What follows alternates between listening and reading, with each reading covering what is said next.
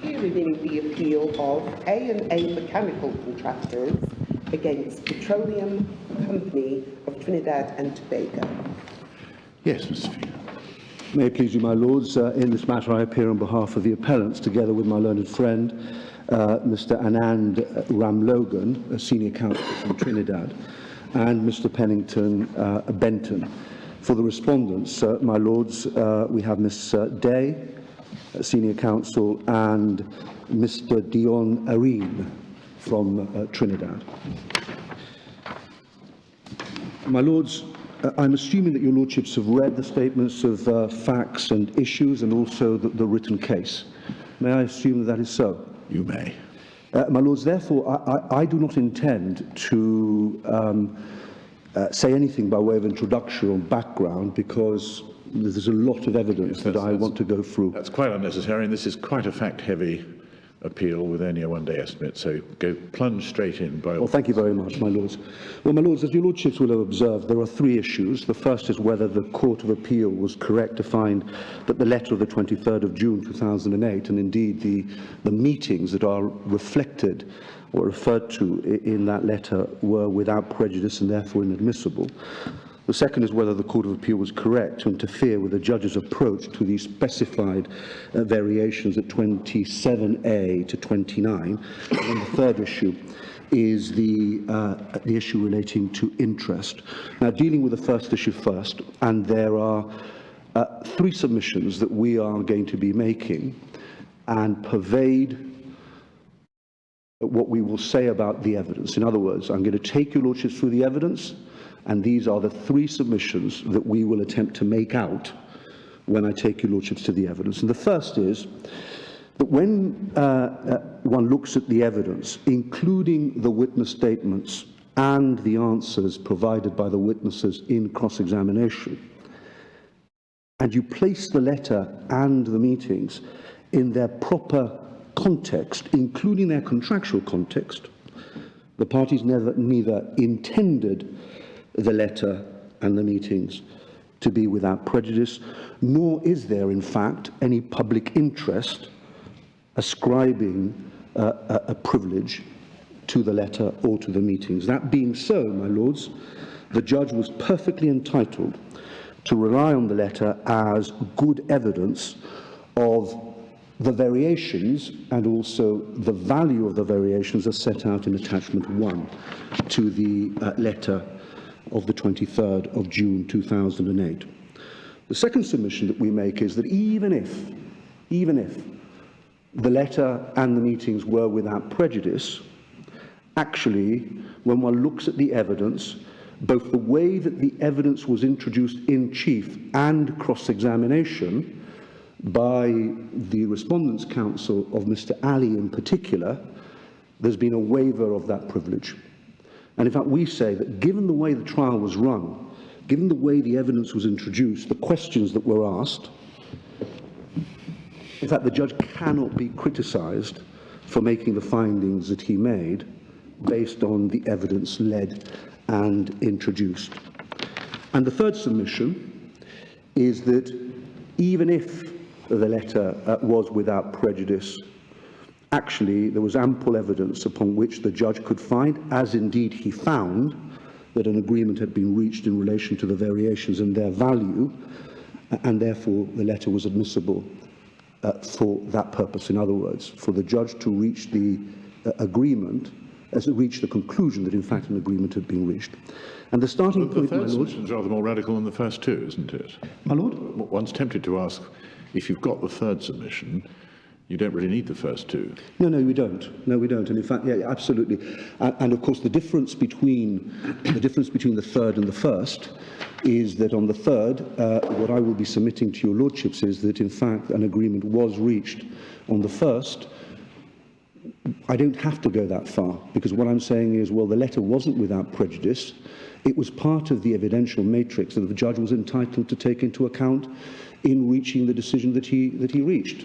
There's two slightly different points that I make. There's a difference, isn't there? Because the scope, well, you may say otherwise, but the scope of the agreement appears to have been a bit more limited than what the judge found. Certainly, in the Court of Appeal, Justice Peel Jones, I think it was, thought what was agreed was $5 million odd, not $7 million odd. Yes. Yes, and indeed that is something that we refer to as well in our statements of case. The way that I put this is that I say that the agreement that was reached was an agreement that was reached in relation to the variations at attachment 2 of the letter of the 23rd of June. No more than that. Is that the $5 million? That's the $5 million. Yes. Yeah. It's attachment 1. It's attachment 1. Attachment 1, I beg your pardon. There are a number of tables and a number of attachments. It's attachment 1. Now, my lord, the starting point, is the pleadings. And if I may invite your lordships to look at page. We're all, I think, using electronic page numbers. Yes, page 15 of the electronic record.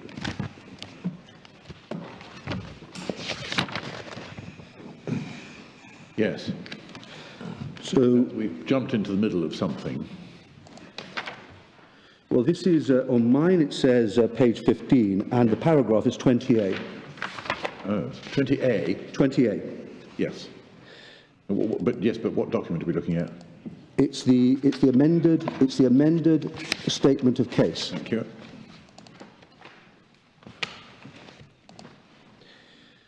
So at 20A, it says, following completion of the works, the claimant and the defendant participated in several meetings relating to the value of the works. In the course of those meetings, and in an effort to resolve the issue of the value of the claimant's claim amicably, the claimant and the defendant agreed on the 23rd of May, that's the meeting, that the variations number 2, I'm not going to repeat it, but to 26, set out in paragraph 10 hereof. Now, just pausing there, the rest is not relevant. I'd invite your lordships to read that. I'm very sorry, I think I'm on the wrong page. Which page of the electronic bundle? You said 15? Page, on mine it says electronic record page 15. Yeah.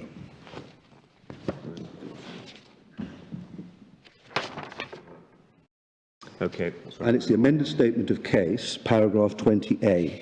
Mr. Feetham, is there a difference between an attempt to resolve the issue of the value of the claim amicably and the implementation of clause 7 of the agreement? My lords, under clause 7 of the agreement, the parties had an obligation to attempt to agree both variations and their value. And essentially, our case is that that is precisely what happened at these meetings. I'll be submitting in due course that the contractual process has got to be an agile process, because otherwise you could end up in a situation where payment is withheld for too long. You have cash flow problems, particularly for subcontractors. So it had to be agile enough for the parties to have agreed, say, for example, variation 1, 2, 3, 4, and 5, and leave 6, 7, 8, 9 for another time, or perhaps there's no agreement at that stage. Well, let's continue with discussions in relation to that at another time. So I think what you're saying is that this is the same as the implementation of the machinery under clause 7. Yes, my lords, yes. We're saying that these meetings took place, that's our case, I'll develop that in due course, that these meetings took place pursuant to those contractual obligations, yes. I apologise, my lord, if I have misunderstood the question. And so, is that contractual obligation a separate one in relation to each and every variation, so that there is an obligation to deal with each variation? Yes, and, yes, my lords. In fact, when one looks at the evidence in chief, and indeed cross-examination, at no stage do any of the witnesses suggest that the process was nothing is to be agreed until everything is agreed. That's not the process. And in fact, it cannot be the process, because the contract, the intention of the parties must have been that this was an agile contractual process whereby you can agree some, but not others, some at one day, others at another day. That's so that people can in fact be paid quickly. That will be, and I'll develop that in due course when I take your lordships to the evidence. Well, we have to remind ourselves that I mean, that's obviously how things proceed under a construction contract now, which is subject to adjudication, for example, in this jurisdiction. But do we take that for granted in relation to the same process in Trinidad and Tobago, or are you making some overarching commercial point? I'm making... Is there any material which, if you like, helps you in saying you just, it has to be an item-by-item approach? My Lord, I say that it would be unreal commercially if it was a situation where nothing can be agreed until everything is agreed. And in fact, that has got to be so when one takes a step back and considers, well, what is the process? The process is the parties are trying, in good faith, to sit down, look at what is a variation, what's their value, to ensure that subcontractors are paid as quickly as possible. That must be part of the reason behind these contractual obligations. And for that to be so, it has to be the case that you can agree some, but not others. Some on one way and postpone others. But again, I'll take your lordships to the evidence in due course. At some stage, you'll take us to clause 7, I hope. At some stage, I will go to clause 7 during the course of my submission. Yes, and then your lordships will see that at the end of that particular clause in the pleadings, it says where and should be treated as variations. So that's the allegation. They agreed they were and should be treated as variations, and at Roman numeral 3, it says the value of the variations, numbers 2 to 26, and the claimant claims for the delay and increased steel prices amounted in aggregate to 4.8 million. So there was an agreement that they were variations, they were to be treated as variations, and there's an agreement as well as to their value. And then at 20b, the defendant has admitted that it's intended... How does that figure of 4,890,000 compare with the 5,180,000, which is in the June letter?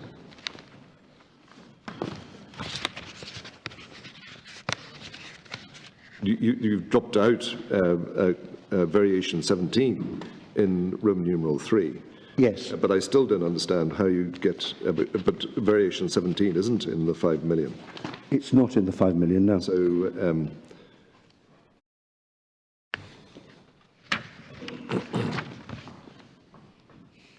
My Lord, may I come back to this, because it's not, unfortunately, something that I have focused my mind on. But I will come back to it. The parties weren't agreed as what was agreed then? Yes. And then at 20b, but I will come back to it, my lords. Yes. At 20b, the defendant has admitted that it's indebted to the claimant in the aggregate sum of 2.1 million with respect to variation 17, treated by the defendant as not including variations number 6, 7, all the way to 21. That doesn't coincide with the letter of the 23rd of June either, because the defendants, the respondents accept a figure of 1.9 million as opposed to 2 million. No, it doesn't. But of course, the judge comes to a conclusion, having heard all the evidence. This is the pleadings. That's what's asserted in the pleadings. The judge comes to the conclusion, having heard the evidence that was put before him, and he reaches a conclusion based on what had been discussed, agreed at the meetings, and so it doesn't necessarily have to be the case that, of course, the judge agreed with what was being suggested in the pleadings, and just outlining what what each party's case was in relation to this. And then at 20c, the agreement of the claimant and the defendant set out in paragraph 20a above, and the defendant's admission as set out in 20b above, were confirmed by the defendant in its letter to the claimant dated the 23rd of June 2008, a true copy of which is included in the bundle here to annex marked AA3. Notwithstanding the said agreement and admission, the defendant has failed and or refused to pay the claimant. So there's an allegation that there's an averment that the agreement and the admissions are recorded in the letter. I'll come back to that in a moment. And then at 21, your lordships will see thereafter By letters dated the 5th of March 2010, the defendant once again admitted that the variation works were done, but on this occasion offered the sum of 6.8 million as being the value of the variations, which is not accepted by the claimant as the true value of the defendant's indebtedness to it in total, and purported set-off against the amount, the sum of 5.1 million allegedly due by the claimant to it. Now, the letter is at, well, in my note, it's at page 49 of the electronic record. It appears also in the further supplemental bundle. But if your Lordships turn to either one, but the electronic record at page 49, your Lordship will see that's the letter of the 23rd of June.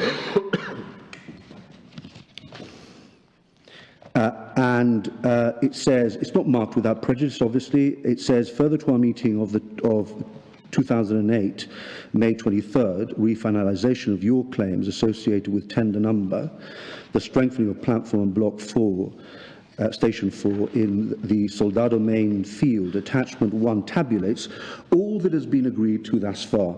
Table 1 outlines the items for which you wanted clarification. So, at table 1, what we have is essentially the defendants, the respondent in this appeal, essentially saying, well, look, this is what we think in relation to these items, that we're prepared to essentially value them at this number. That equates, your Lordships will observe, to the number that is set out at paragraph 20b of the amended statement of claim.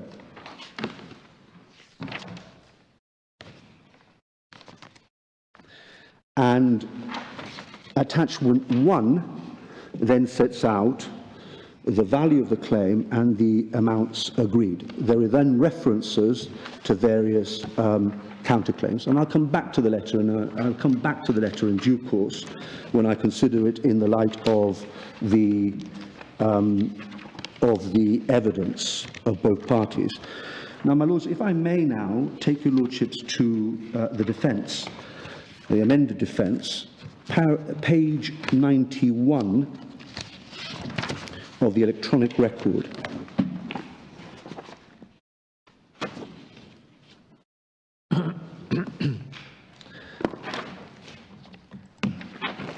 So at 2, the defendants deal with claims which are not variations, and then at 3, it deals with claims that were alleged to have been variations.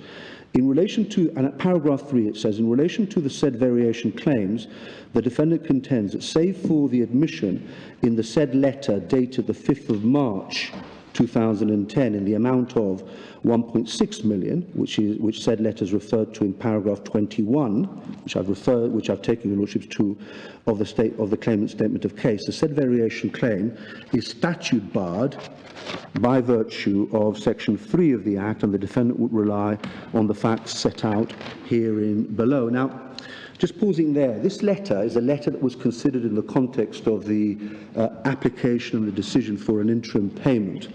It appears that the Court of Appeal took the view that this was somehow without prejudice letter. Actually, the letter is at page 67 of the electronic record. If I may invite your Lordships to look at that. And this is a letter that is in response to a letter before action that appears at page 64 and 65. So it's a response to a letter before action. And at the 3rd paragraph, it says, please find attached here to attachment 1, Petrolion's response to each of the claim made by your client as set out in the spreadsheet attached to your letter of 2010, January 29. You will note and be advised that Petrotrin's position is that valid claims from your client amount to only, in other words, so this is very clear, valid claims from your client amount to only 6.8 million. Against this sum, Petrolin is of the position that it is properly entitled to deduct, set off the sum of 5.1 million representing damages for delay by your client in completing the contract works and breach of Clause 1 of the special conditions of the contract. Now, it is very difficult to see, in my respectful submission, why this letter, which is not marked without prejudice, that comes as a response to a letter before action, could possibly be a piece of without prejudice correspondence. But quite clearly, what we have here is an admission from the defendants, the respondents in this case, that yet there are valid claims to the tune of 6.8 million. But there is a counterclaim. No counterclaim was actually brought in this case. Well, it says, doesn't it say a set-off somewhere? It says, entitled to deduct, set off. So one might find it just in the defence. Yes, it's not, well, there is no. You may say it's not. But Yes, well, I have to say, I do not think that a defence of set-off has been raised, and when the evidence was introduced and the trial was conducted, there was no attempt to prove any kind of damages that would essentially entitle amount to a set-off. Exactly. Why is it, having made an admission that $6.8 million is owed, and there is no defence by way of set-off or counterclaim, why is it that the amount hasn't been paid? Oh, my lord, that is the $6 million question. Yeah. And of course, and then we turn to paragraph 7 of the amended offence, and we see further during the period January 2007 to April. Sorry, could you just give me the page number again? Yes, it's electronic record, page 94. 94, thank you. oh, yes, yeah, Paragraph 7. 7, thank you. 7. So further during the period 2007, January 2007 to April 2009, the parties were engaged in efforts to amicably resolve this dispute via a series of meetings and correspondence. The defendant will rely on the said correspondence for the period January 2007 to April 2009 for the full terms, true meaning and effect. Now, just pausing there again, this isn't actually a case, although it has been put in those terms by the Court of Appeal, where the judge, of his own motion, says, well, I'm going to be looking at this letter de bene esse. Let me look at the letter de bene esse. No. Actually, the letters referred to by both sets of parties in their actual pleadings, and there are a number of alternative scenarios and cases that are postulated based on the meeting and on the letter. And we will see, actually, that when we get to Mr. Newton's evidence and the way that he actually refers to what was discussed, there is just simply no way, in my respectful submission, that any judge would have prevented cross-examination about the detail of what was discussed, because Mr. Newton himself actually leads evidence about what was discussed and what was said and what was agreed. But on any view, surely, it all has to be gone into to see whether there was an agreement. Well, The only significance of without prejudice after that is resolved is whether you're entitled to rely in evidence on admissions, or argue that certain things amount to admissions in the course of the discussions insofar as there wasn't agreement reached. Well, in fact, if we look at now 27, so electronic page 103 and 104, if we look at paragraphs 27... Well, just before we do, there's a clear pleading here that they're going to rely on all that correspondence. Yes. And that includes the 2008 letter. Yes. Yeah. Yes. And the way... You see, this is not a case... That really brings the letter almost onto the pleading by reference, doesn't it? It does. And this has to be seen in the context of the way that the case is actually pleaded in subsequent paragraphs 27, 28 and 29, because there isn't a very strong reservation of rights in relation to this letter, because what the defendants are saying is, well, there are various scenarios here. And we see that. So at 27, in response to paragraph 20, I just wanted to draw your Lordship's attention to the parts that have been deleted, but then, in fact, restated later on. So the statement, and 21, the statement of case, the defendant admits that there were several meetings between the parties represented with a view to amicably resolving this dispute, and the defendant would contend admission stated in the correspondence gave rise to the action being statute barred as pleaded herein above. So one of the contentions, in fact, we see that later on at 20. I'm sorry, which paragraph is this at page 103, is it, sir? It's 103, paragraph 27. Struck through there to the bottom. Yeah. It's struck through, but in fact it's still part of the case, because we see at 28 and 29, paragraph 20A, B, C, as well as paragraph 21. I'm reading from paragraph 28 now at 104. The statement clearly denied, and the defendant would, apart from what has been pleaded here and above in paragraphs 2 to 9. Now, 2 to 9 is the admission in relation to the letter of, includes the admission in relation to the letter of the 5th of March 2010, which I've taken your Lordships to. So, apart from what has been pleaded here and above in paragraphs 2 to 9, including the admission, contend further and or alternatively that such negotiations or admissions as referred to in paragraphs 20A, B and C and paragraph 21 were made as part of ongoing negotiations and or were not binding and or were done on a without prejudice basis by the parties with a view to a settlement. So there's various alternatives. And then at 29, it says, further and alternative, the defendant would contend that any admission as pleaded in paragraph 20A, B, C and 21 gave rise to the action being statute barred as pleaded above. So there are various scenarios that are put forward in this defence. And we now turn to the evidence, my lords, and I invite your lordships to look I'm at. puzzled by 28, but I suppose it's not your pleading, so maybe I better keep myself in suspense. My lords, when one looks, I mean, the submission that I'm going to be making is when one looks at this pleading, when one looks at how evidence in chief was introduced, in particular, I think it's paragraph 28, 27 of Mr. Newton's witness statement, and the way that Mr. Ali was cross-examined, there is just no privilege can possibly attach to either the meeting or the letter. I mean, it's not just separate out one lot of letters from another lot of letters, is it, 28, because in paragraphs 2 to 9, they plead all the correspondence during the relevant period. Yes. Yes, yes. So it's an alternative plea in relation to the same correspondence, is it? Is that how you read it? Well, I think that what the defenders are saying in this pleading is, well, it could be a number of scenarios, and we're pleading all those scenarios. Okay. One of which could be that it's without prejudice, but in fact, it could be an admission, and when it is admission, it's statute barred.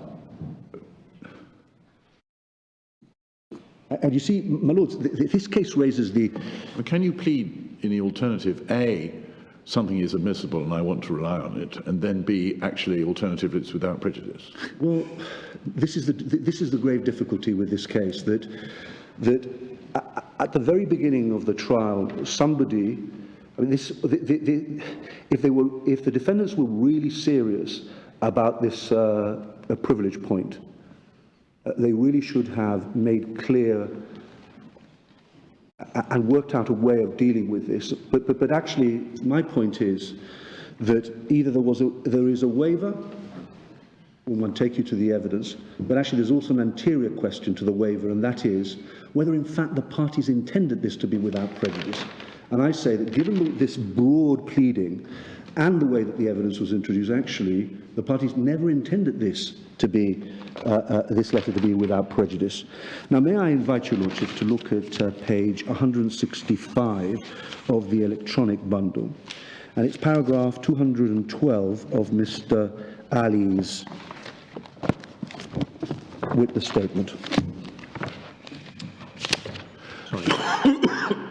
165. Thank you.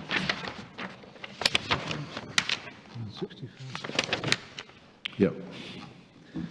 So, my lords, at 211, there is a reference to an audit that he says explains some of the delay. And then at 212, he says, following on Petroleum's internal audit report, I again engage in a series of meetings with Mr. Newton. As a result of these meetings, it was agreed between us on the 23rd of May that variations set out under the rubric additional works above were to be treated as variations. 3, the value of each variation set out in the first column of the table below was set out against the value in the second column. The total of these agreed values is 4.8 million. This table that's here is exactly the same as the table, its attachment to the letter of the 23rd of June 2008. At page 49. That's attachment 1. Attachment 1. Well, how can it come to the 4.8 figure then? Which I know is in your pleading, but Well, it's not that what the column, Sorry? the amount at the bottom of Yes, attachment yes. 1. My learned junior is, because I've gone through it and actually ticked it, and it's all the same. Well, let me just find the relevant. Well, there's no 10C for a start. Yes, my lords, it's not the complete answer as to the difference between the pleading and the table, but the difference is item 10C, so it's variation 10C, $290,000.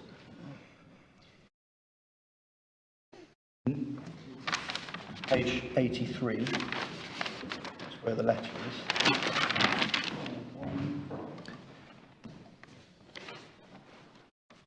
So if we add 290,000 to the 4 million, Yes, yes, You get to the five. 4,890,000, we get that figure yes, of the 5, yes. So what's happened in the pleading? 180.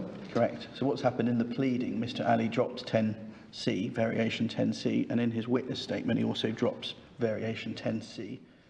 But it's still listed in the attachment to the May letter, so that's the discrepancy.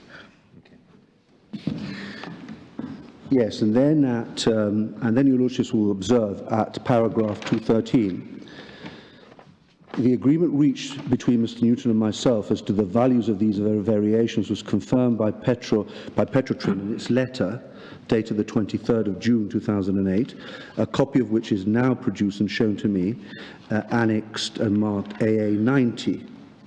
So again, he refers that an agreement had been reached. And then at 214, notwithstanding the matter set out above, Petrotrin has refused to pay ANA any money in respect to the variation set out in the table in paragraph 212 above. Indeed, on the 30th of April 2009, Petrotrin wrote to AA in a letter signed by Mr. King informing AA that it had withdrawn all previous agreements on the value of variations, and its assessment of these values was now included in the attachment to the said letter. The true copy of the said letter dated the 30th of April with the attachment is now produced. And may I now take you to that letter? It's a letter that is at the electronic record at page 705.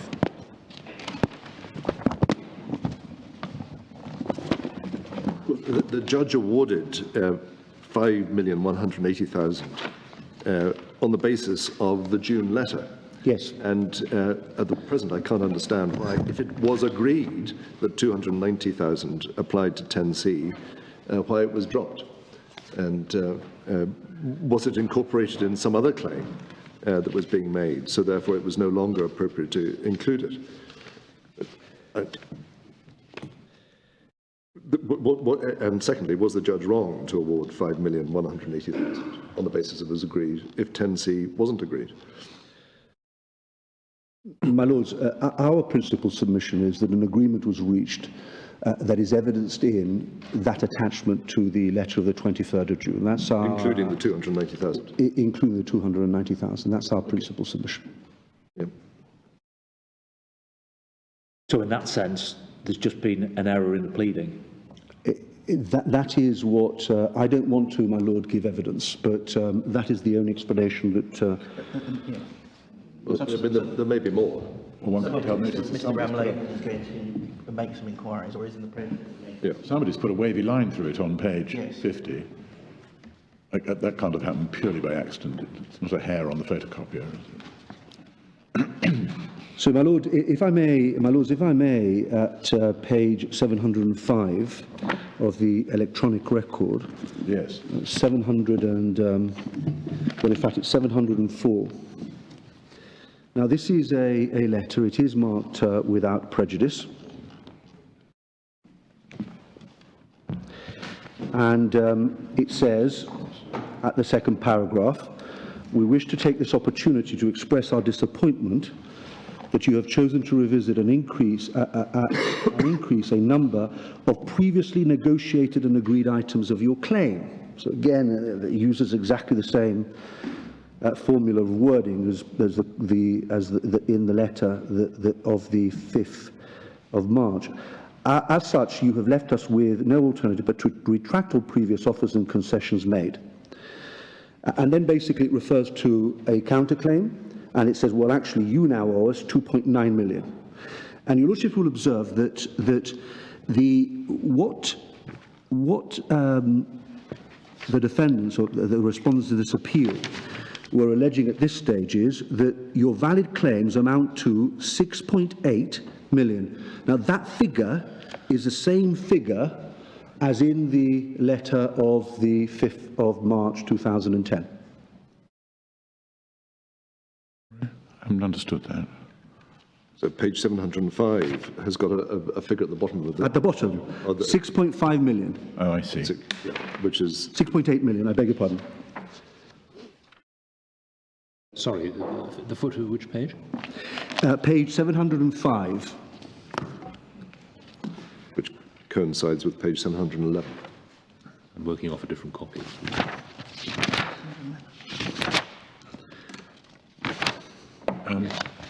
Yes, it coincides with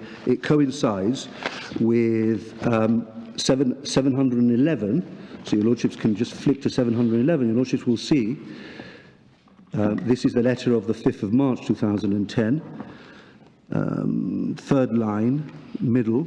Position is that valid claims from your client amount to, it's exactly the same figure as the figure set out in this schedule to this letter of the 30th of April 2009.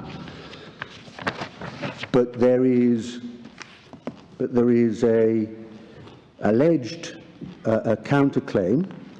So over the page, your lordships will see after the tables, liquidated damages 5.3 million, and then Am I right to think, sorry, that in the 6.8 million, it includes some items that weren't in the agreed list from the letter of the 23rd of June 2008, so that's why it's higher, but it actually retracts a few of the items that are stated as being agreed.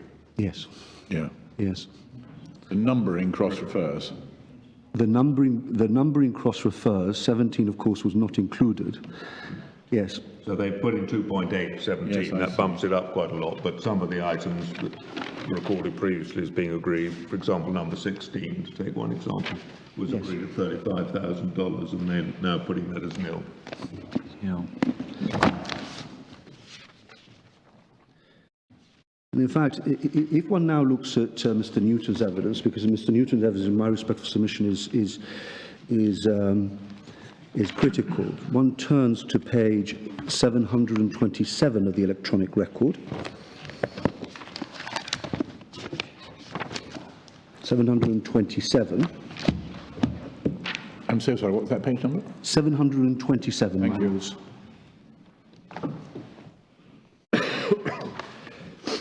Yeah. I'll be returning to Mr. Newton's evidence later on when we look at the specified variations. But the final sentence of paragraph 26 is where I want to pick it up. And that says, I then met with representatives of the claimant, including Mr. Azad Ali on the 10th of March 2008 and on the 23rd of May 2008 to try and settle the matter, notwithstanding our previous agreement. In the spirit of compromise, on both occasions, I agreed to meet the claimant halfway on several of the items, although the calculations by the claimant supplied the method of calculation visited by the contract. I also agreed to treat some of the claims as variations, even though there was no basis for doing so, as the parties were negotiating in good faith. After 2 meetings, there was agreement on 26 of 30 items. So again, he positively asserts that there was an agreement on 26 of the 30 items. And then he says the negotiations broke down when the claimant reneged on the agreements made and resubmitted a claim for 14 million. So his evidence is very clear. His evidence is there was agreement on 26 of the 30 claims. It's just that Mr. Ali reneged on that agreement. Now, I make this observation. Nowhere in this evidence does Mr. Newton say, and it would have been easy for him to have said so, we agreed that nothing was agreed until everything was agreed. Doesn't say that at all. What he says is we reached agreement and Mr. Ali reneged. And it's the same thing, subject to the point about 10C, that Mr. Ali essentially says. So you have, so as a judge, one is looking at this and one has a situation where actually both parties are at idem in terms of what had transpired in this meeting. Both of them say that an agreement had in fact been reached. And of course we say, for the reasons that I offered to your lordships earlier, that there is a good reason, a commercial reason why the contract would operate on this basis, because otherwise, if it's an all or nothing can be agreed until everything is agreed, you end up in a situation where subcontractors are kept out of their money for longer than is absolutely necessary. And in that basis, the contract must envisage that you can agree some variations, but perhaps not agree others, so that subcontractors can be paid as quickly as possible. Now, on whether the meetings and also the letter was without prejudice, he says absolutely nothing about that. So he doesn't say the parties intended for the meeting to be conducted on a without prejudice basis. And in fact, it would have been easy for him to have said in his evidence, look, I considered these meetings were confidential, for example. Just giving him leeway for being a layperson rather than a lawyer. I considered these meetings, this meeting was a confidential meeting. He doesn't actually say that at all. In fact, quite the contrary, in my respectful submission, because if in his mind that meeting would have been confidential, he wouldn't have actually said what he says at paragraph 28, where he says, there was agreement on 26 of the 30 claims. In other words, in this witness statement, this witness is referring to the content of what was discussed, what was agreed, and indeed the admission that he was prepared and the concession that he was prepared to make. And the WP rule, of course, it renders inadmissible concessions that are made in the course of negotiations to prevent a party from being embarrassed in subsequent legal proceedings. But here what we have is a party basically essentially giving evidence of those very concessions. And in my respectful submission,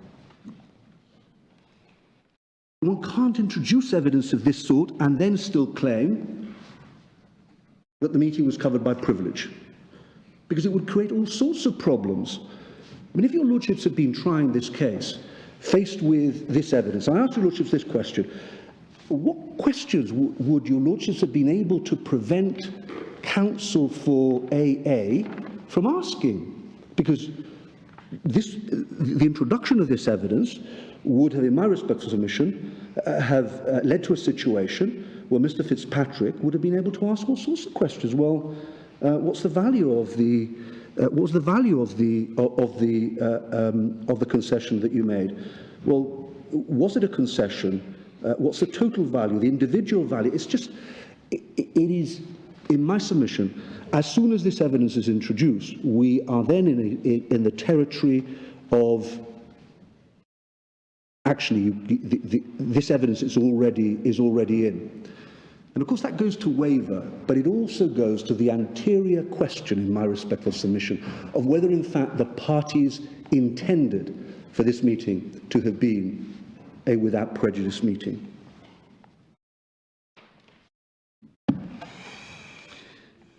And my lords, there is no indication in this evidence, in my submission, and in fact the judge, for all the criticisms of the judge was alive to this particular point I'm going to make next. There is no indication here that there were contemplated legal proceedings, for example. And if I may invite your lordships to look at page 1136 of the electronic record.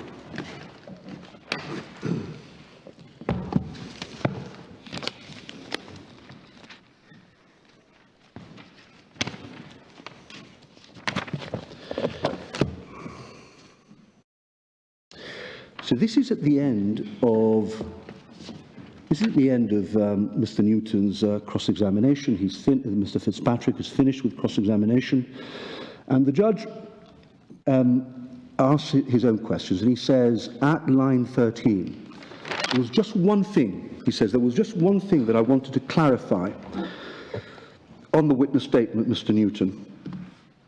Your first witness statement, paragraph 27. Well, it's really 26, 27, 28 of your witness statement. Just have a look at it to refresh your memory. Yes, sir. Right. Now, you said you had meetings and so on, attempting to compromise, in the spirit of compromise, and there were, paragraphs 20, there were 2 meetings, then negotiations broke down, and then after that, you took no further part, and the matter was forwarded to the legal department. And then he says, could you put a sort of time frame on paragraphs 28 and 29 as to when these 2 meetings were concluded approximately, and 29 as to when the matter was then forwarded to the legal department? Now, he's asking that, in my respectful submission, because the judge is thinking, well, actually, do these meetings take place in the context of contemplated legal proceedings? That's essentially why he's asking. There's no other relevance to this line of questioning. And the answer, well, the 2 meetings, sir, were on the 10th of March 2008, 23rd of May, the 10th of March 2008 and the 23rd of May 2008. Subsequent to that, I can't remember what time it was sent to Pointe-à-Pierre, and a Mr. Noreen Ramatal reviewed it, and he had meetings with Mr. Ali on that matter, but I can't recall. So you sort of, after the May meeting, you were out of it, as it were. Yes, that first meeting, that somebody else, Mr. Ramatal, yes, and then it became legal, yeah, legal department dealing with it. Now, so of course, Mr. Newton can't give any evidence as to exactly when it's referred to the legal department. He says, well, at some point it's referred to the legal department. The point that I make is, quite obviously, the judge had in mind, he's considering, he considers the evidence. He looks at the evidence, and in my submission would have seen, no doubt, that Mr. Newton doesn't say anywhere that these meetings were confidential, without prejudice, nothing of the sort. He's referring to, quite openly, to what happened at the meeting, and then, in my submission, the judge must have come to the conclusion there was no contemplated legal proceedings, and that is a factor that we say would have played in the judge's mind, because otherwise he would not have asked these questions. And my lords, may I at this stage take your lordships away from the evidence and just to Can I just set this? The authority. Can we just set this in context? Mr. Ali had introduced these meetings in his own evidence. Presumably the letter was in the bundle.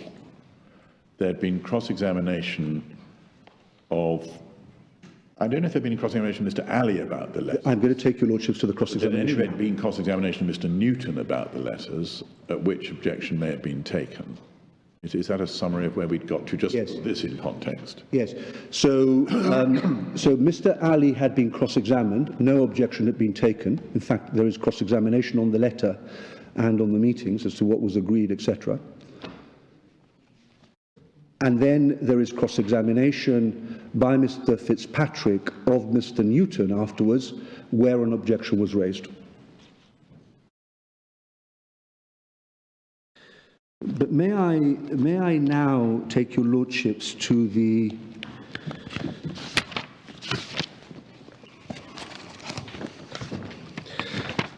House of Lords case, Rush and Tompkins, and it's at page 1564, the relevant passage of the electronic page 1564. Yeah. I'd invite your lordships to read from D all the way to the next page and just above A.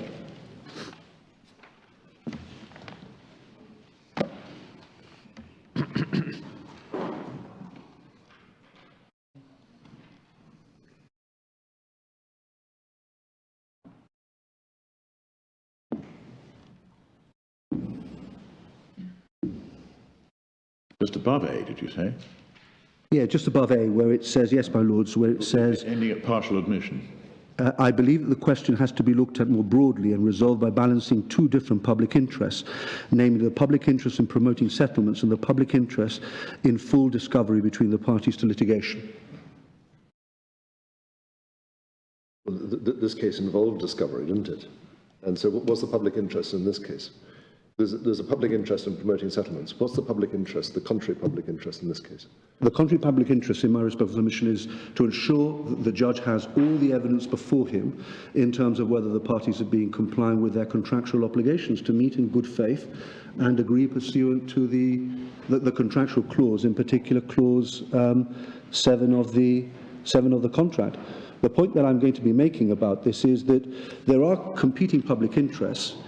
The further away you get to contemplated legal proceedings, the less the first public interest is engaged, in my submission. That's why the judge asked the question that he asked.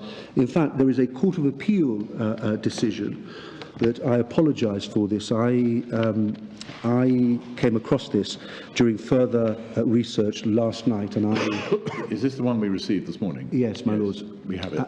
And at paragraph 34, it's a Court of Appeal judgment, and at paragraph 34... Can we just look it up first? Find it first. It's Framlington Group. It's Framlington, isn't it? Yes. Yeah. Yes.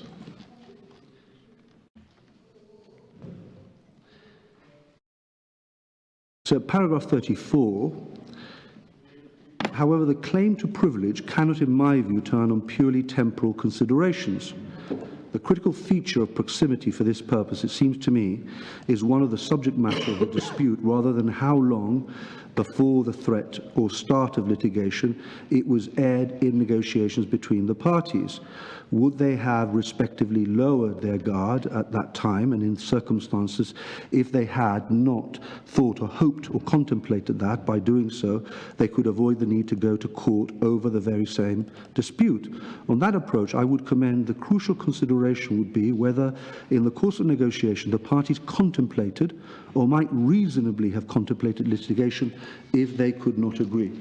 And the point that I make is that there is no indication in the evidence of anybody in this case. And Mr. Newton doesn't say anything about this, that there were contemplated legal proceedings. That's the point that I make.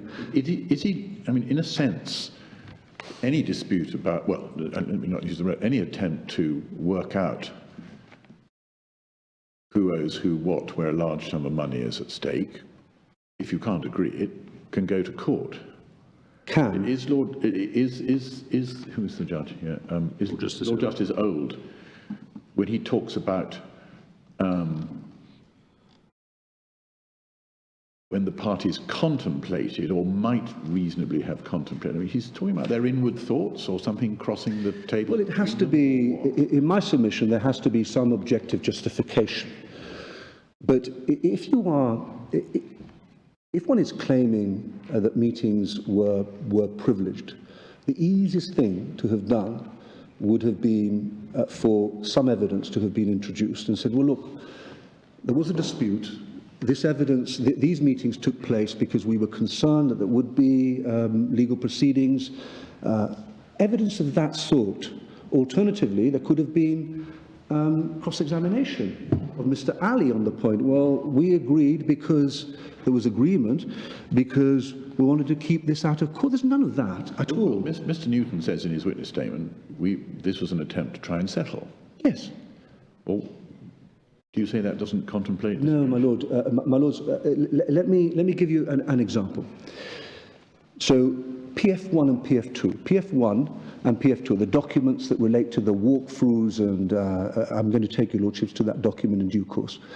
This is what is said there is, well, in PF1, representatives of both companies, Mr. Fortune was on behalf of the defendants, respondents, went through, looked at what variations there had been, took the measurements, and reached an agreement with a representative of the other side.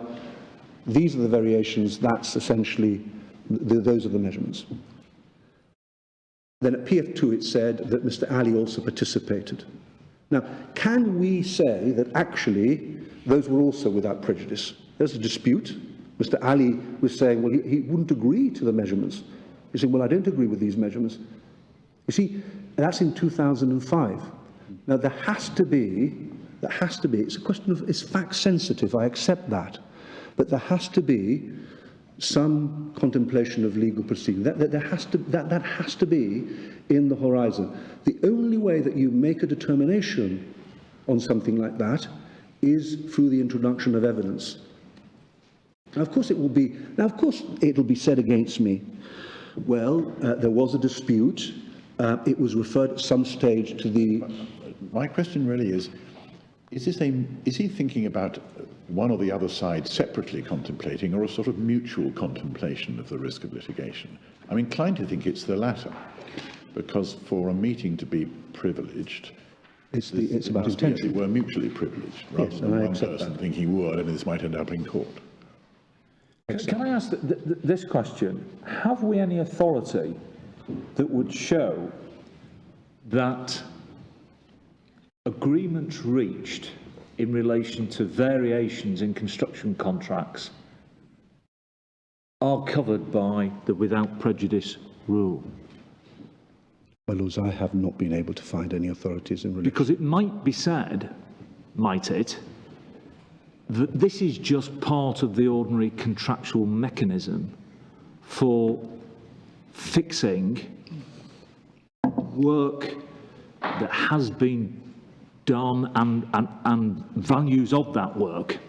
It has got absolutely nothing to do with what we normally mean by settlement or compromise. It is actually part of the primary obligations under a contract. We wouldn't normally, I think, but I may be mistaken, you wouldn't normally think that agreeing the primary obligations under a contract is covered by without prejudice. And that is our submissions in relation to this. That when you, what I say is, I start from the position. I say, look, is there anything in this evidence that indicates that the parties intended for the meeting to be without prejudice? The answer to that is no. And I say, well, actually, if it had been without prejudice or confidential, he wouldn't have referred to what was discussed. So I think I'm making an even more fundamental point, yes, which is forget the evidence.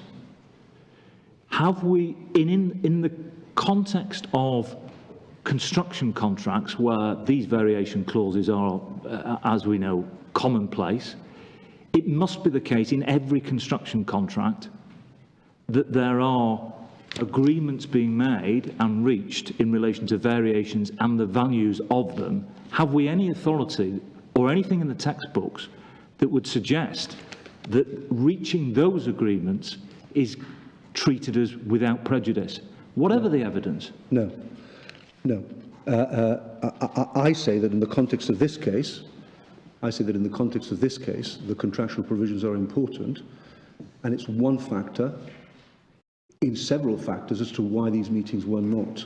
There are two stages to it, though, aren't there? One is whether what was agreed could be without prejudice, and I find it at the moment very hard to see how it can, unless the arrangement were that nothing's agreed until everything's agreed. But if you're right that the items could be knocked off one at a time, and that was how it worked, then once something's been agreed, that's an agreement, and it can be referred to. But then there is the second question: when an amount is proposed in the course of the discussions, for example, in the letter of the 23rd of June, and figures are put forward, are those to be treated as without prejudice because that's an attempt to settle those particular items? Or is there no without prejudice at all? Can they be relied on as admissions that that amount at least is good? Well, I start from the premise that nothing discussed in those meetings was without prejudice. That is my starting point. And therefore they can be relied on as an admission, which would need to be explained away as to why that amount wasn't due, but nevertheless they were prepared to admit it. Yes, because what the judge, there are two parts to the judge's decision. He does say that an agreement was reached, but what he also says is that the best evidence that he had in relation to these matters was the evidence contained in the letter of the 23rd of June. The letter of the 23rd of June not only deals with what was agreed, but it also deals with what the other side were prepared to offer in relation to some of these items. Hence why he decided the case in the way that he did. May I just have a moment? My learned junior is... My Lord's comments there, you might want to point out on that.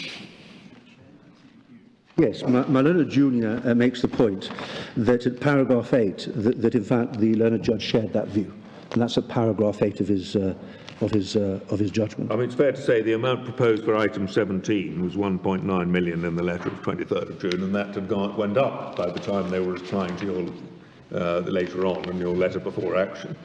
They were admitting more, or if that's admissible. So. And the contractual stipulation, my lord, your lordship asked me about the contract. That's set out at paragraph 4 of the judgment of Justice of Appeal Mendonca, which is this particular passage is at page 1669.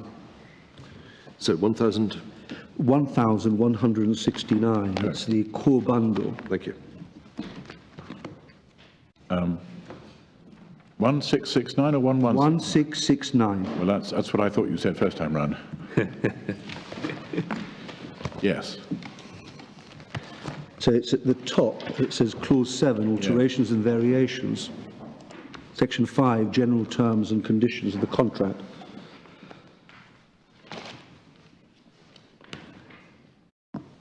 May I invite your lordships to read that?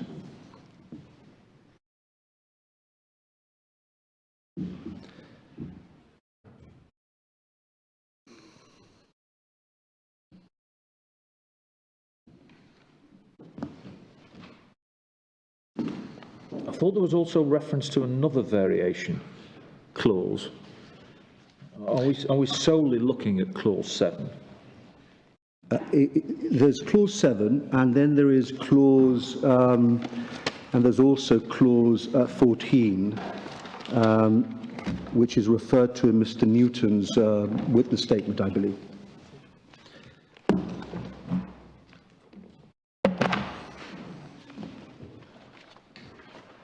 My lords, the point that I make about this, this formed the basis of the Court of Appeal's decision. The point that I make about this is one cannot read into this clause a requirement for there to be an all-encompassing agreement. This quite clearly envisages that the parties are going to agree variation by variation, value by value, And that, of course, accords with commercial reality in these types of contracts, is my submission. Well, that depends whether the contract's been completed by this stage, doesn't it? When you can obviously conjure up a picture where the work is ongoing, the employer says, actually, can you do this slightly differently or use slightly different material? The contractor says yes, and that's an item, it's a variation, and if it's being done by a subcontractor, may then be agreed. But another picture might emerge if the contract is over, the thing has been finished, and what the parties are doing are collecting together, without having previously agreed them, a whole basket full of variations as part of the process of working out the overall price to be paid. Yes. The decision of the judge is, okay, he says, well, look, I accept that the contract required various hoops in terms of variations being put forward in writing and agreed, but he says at paragraph 9 of his judgment, well, actually, that's not the way that the parties dealt with this. The requests were made verbally by Mr. Newton, and there was therefore waiver of compliance with those strict conditions in terms of written requirements. Yes, I think what I was thinking of, clause 7, well, at least one place we find it is page 294, but I was actually thinking about page 214.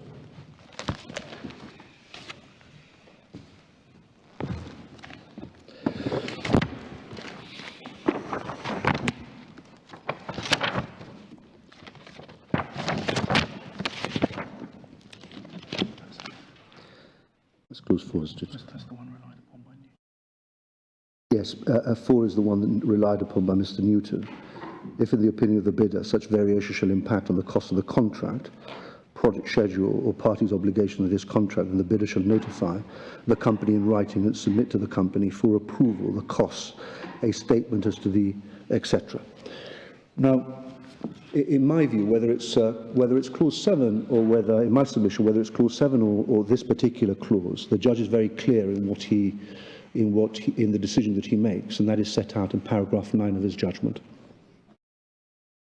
This is not the way the parties proceeded. The parties proceeded on the basis, and of course Mr. Ali gave very, very detailed evidence about these variations, which the judge accepted. And therefore, my lords... Ordinarily, a contract, the variation is valued not by the employer, but by the architect or the engineer. Yeah. And the amount of the variation is added to interim certificates. Is there any provision in this contract for interim payments in relation to variations? Yes. Well, there's something at page 293.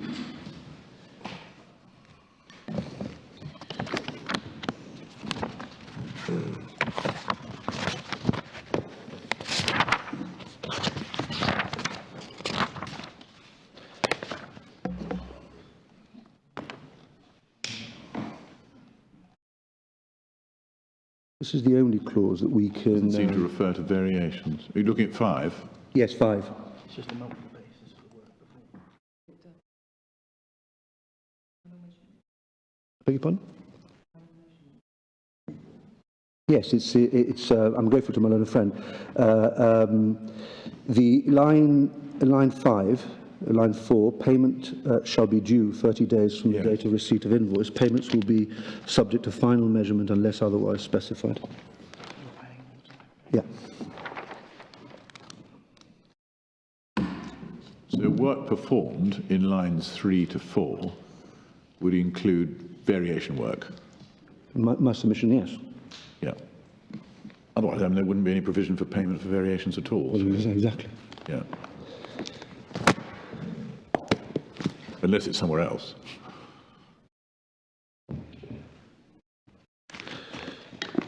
Now, my lord, So again, our submissions in relation to this is no intention for these meetings to be without prejudice. These occurred pursuant to the contractual obligations.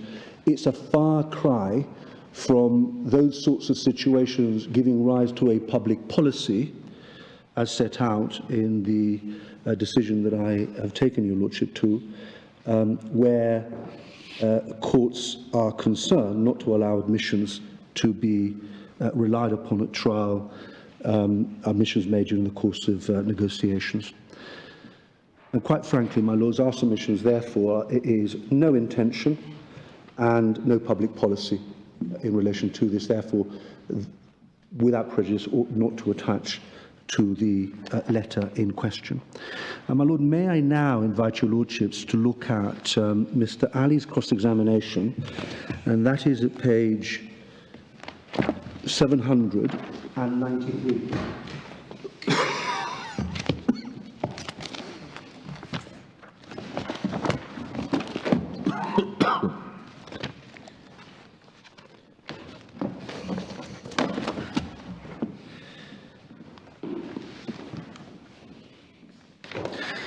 Now, my lord, this is a start of the cross-examination.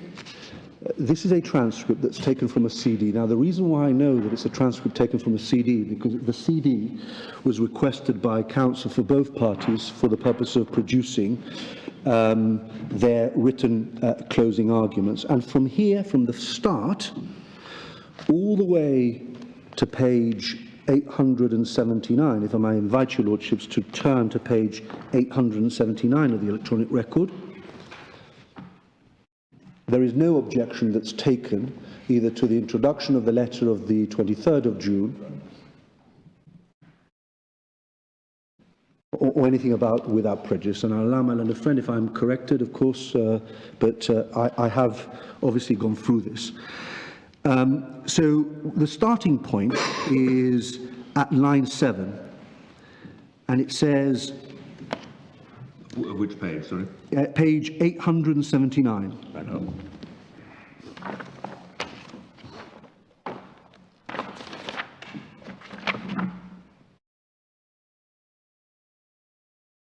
That's the left for action. Right. So at 7, yes, now in your witness statement, can you look at, just for clarity so that the lordships will follow me, can you look at the statement of case, the trial bundle, page 355, the letter before action? And then at the bottom of the page at 23, yes, now this is your attorney, Mr. Carol Singh. If you look at page 357, you will see there, I am further instructed that between period April 2007 and the 10th of December 2009, my client, who is represented by Azad Ali, held various meetings with representative in an attempt to resolve the issue that surround this claim. Is that correct? Is that correct? Yes, it is correct. So he's asking him about, well, did you have meetings in order to resolve this matter? And then at page 882, line 6,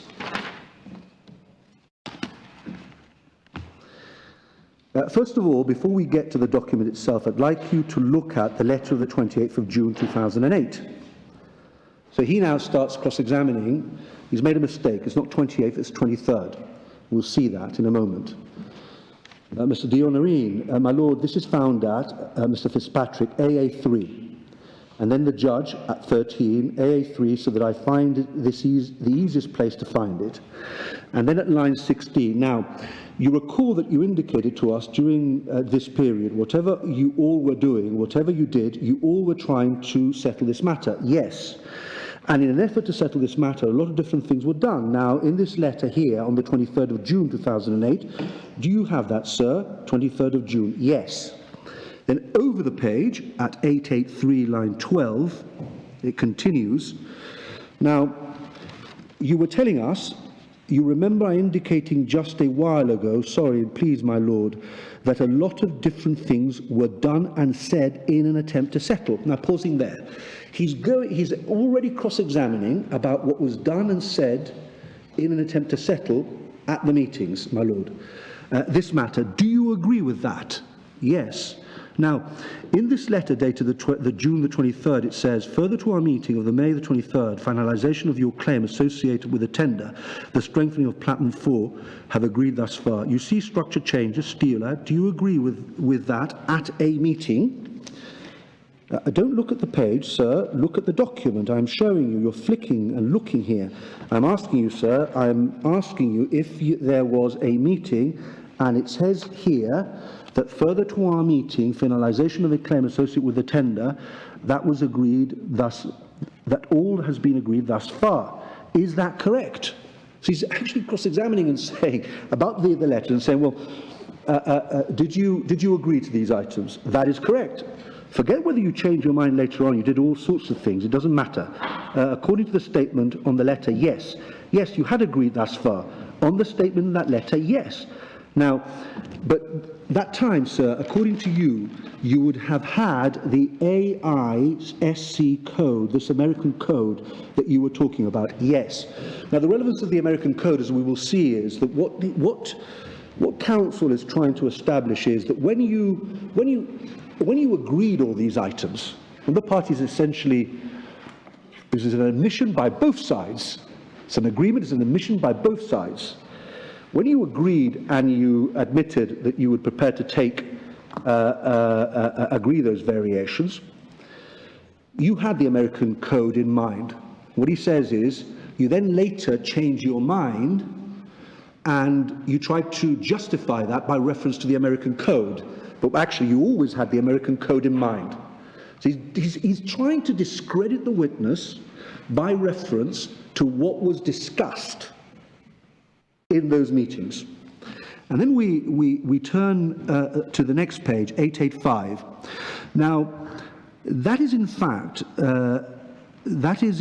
that you say, let's for instance, you say totaled it, has this different thing, but in any event, this is what the figure is. But at the time, is it correct you say that you had the American code in mind? Yes, you did, every time. Brought up that document, yes. It was objected by and at the time your claim was 6 million, is it? What I'm saying in this document here. What was your claim that you agreed with at that time that you were willing to settle for? Our claim was approximately 14 million. No. At this time here, yes.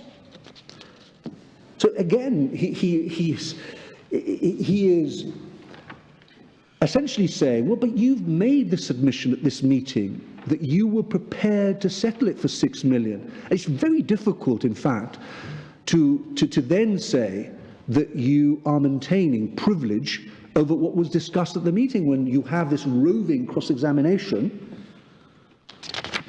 of the discussion. And then over the page at 887,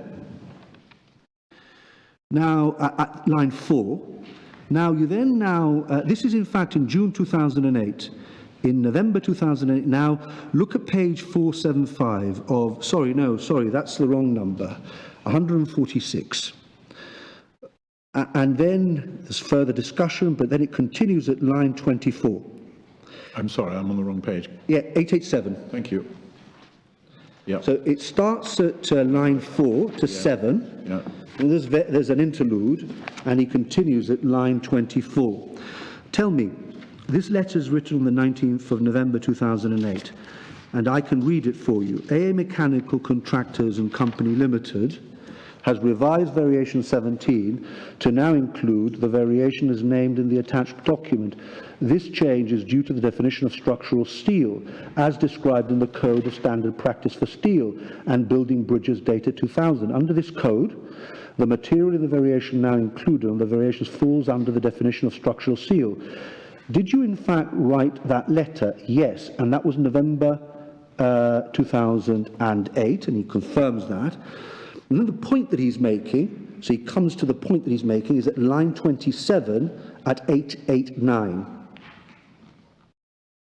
And he says, so it jumped to 14 million. Forget, we will take what you say. It goes to 14 million. Would you say, therefore, that your claim jumped to 14 million because your definition of structural steel? No, there were still outstanding variations that were not tabulated, and those, and I, variations amount to how much? And those are defined in the claims, the final sets of claims that went through, yes. Now, you see, sir, what really caused this problem, this matter would have settled. What caused this problem is two things. One, you did not agree with, in fact, the measurements taken by the representatives of your company, Petroleum, and the second problem is that you came up with a creative definition from the American book of structural steel, and those two things caused the problem. Isn't that correct? No.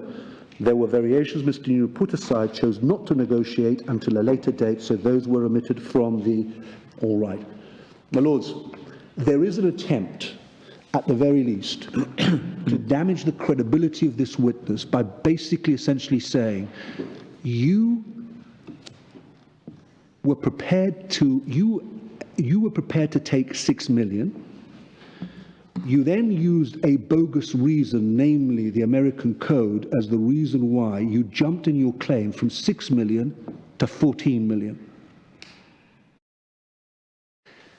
And in our submission, it just can't, privilege, even if it existed, could not possibly survive that cross-examination by counsel for the respondent.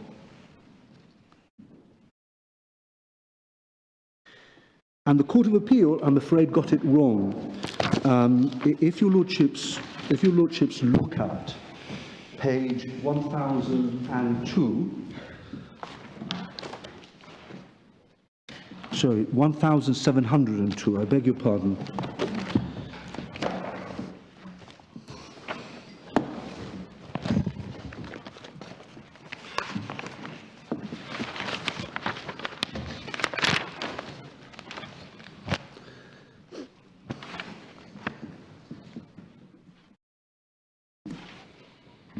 At 89, paragraph 89, in relation to 2, that's cross-examination, counsel for the appellant objected to cross-examination on the correspondence at pages 306, 321 and 341 of the supplemental record of appeal. That is true, but in fact he is objecting to cross-examination by Mr. Fitzpatrick of Mr. Newton. What Justice of Appeal Smith has not done and has not realised is that, in fact, counsel for the defendant in the case had actually extensively cross-examined. Because this only refers to Mr. Fitzpatrick's cross-examination. We now turn to Mr. Fitzpatrick's cross-examination. I'm going to try and take all this very quickly, my Lords, because I'm conscious of time.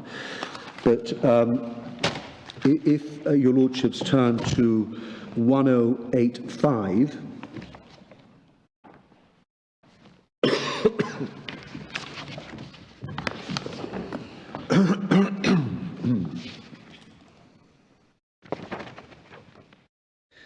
at line 16,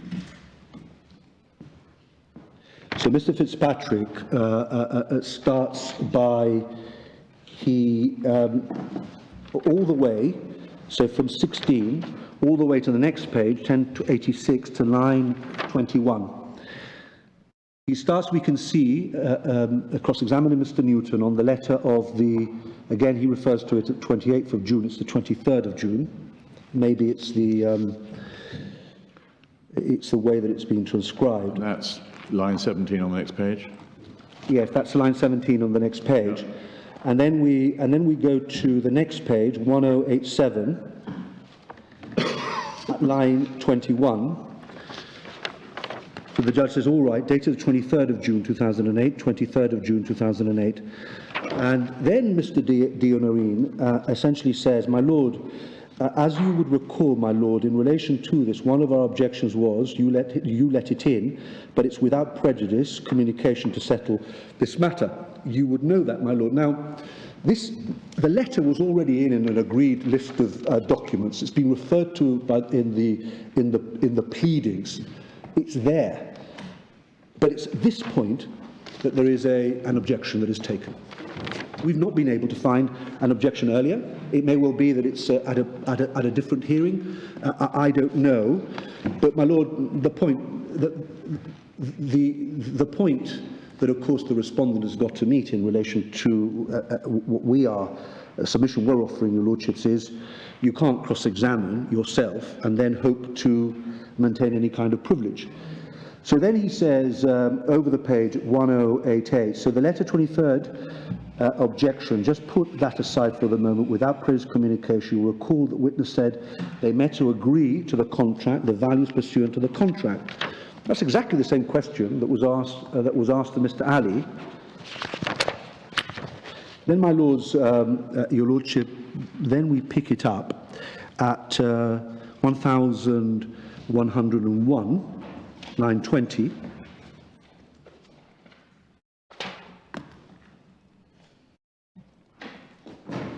Now, following your meeting on the 10th of March, you had further meetings, one of which was the 23rd of May. My Lord, could we tender that letter into the evidence, and then would you supply it? You say, subject to your objections, that it is part of what the letter. And then I'd invite your Lordships to read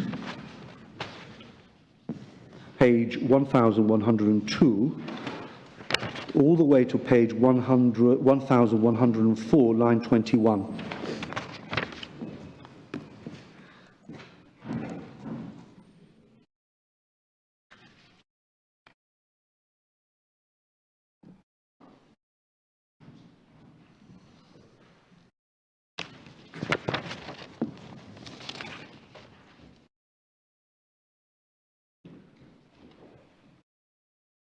Where do we finish? At page 1104, line 21. And Mr. Newton, in cross-examination, is agreeing that, in fact, these variations were agreed and their value were agreed. It repeats what he actually says in his witness statement. At no point in cross-examination does he say, no, there wasn't an agreement because actually everything had to be agreed. He doesn't say that. He repeats the fact that there was an agreement. And then, if we look at page 1105, line 6, there's an objection by Mr. Dionorine, and he says, because it is, my Lord, sorry, I'm saying, my Lord, there is a counterclaim. And, my Lord, they're negotiating to settle it. It's the same problem we had in the Court of Appeal, my Lord, the same logic. So I would ask, my Lord, that my friend would submit on that to put it for him that as a result of this position, my Lord, because at the end of the day, what he wants is still the 2 million, forget whatever he's claiming, at the counterclaim we're paying 2 million. And this is what Mr. Fitzpatrick, naturally this is the line of questioning that anybody would have asked. He says, do you know whether a counterclaim has been made in this matter? I can't recall, sir. The lawyer would be handling that. This doesn't indicate great faith in the existence of a counterclaim. The lawyers will be handling that. Could he be shown the defence, my Lord, the amended defence, to see whether a counterclaim was made? To see what? Well, and the judge says, well, is it necessary? I could put it to you that no counterclaim has been made, and the answer is okay. And then finally, my Lords, in this evidence,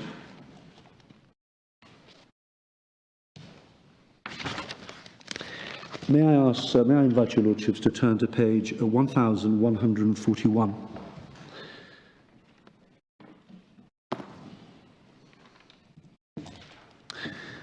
Line 23. All right. 1151. 1141. Oh, 41. I beg your pardon, my Lords. Did I say? Probably not 1141, line 23. Yeah. So the question is, all right, but at the time you agreed the value of these items, you were the person to do it. Right. I had the authority. Thank you. So not only does he give evidence about agreement, he gives evidence that he had the authority to agree. And therefore, my Lords, we say that the evidence of an agreement is overwhelming. There is no evidence that this was all or nothing. On the contrary, the evidence is that items were agreed and others were left over. And in those circumstances, the judge was perfectly entitled to take the view that an agreement had in fact been reached.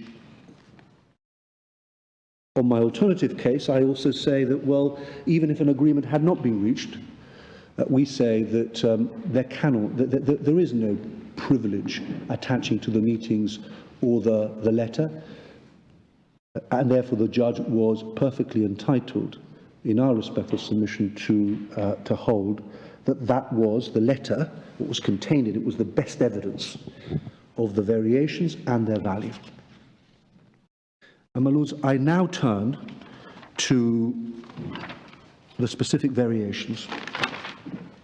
My lords, I'm not going to take your lordships to the authority of Tomlin versus Standard, which is the authority that we quote in our case.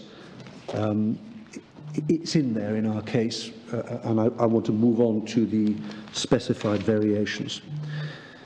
My lord, the starting point here is paragraph 16, and that is of the judgment, and your lordships will find that at page 1660.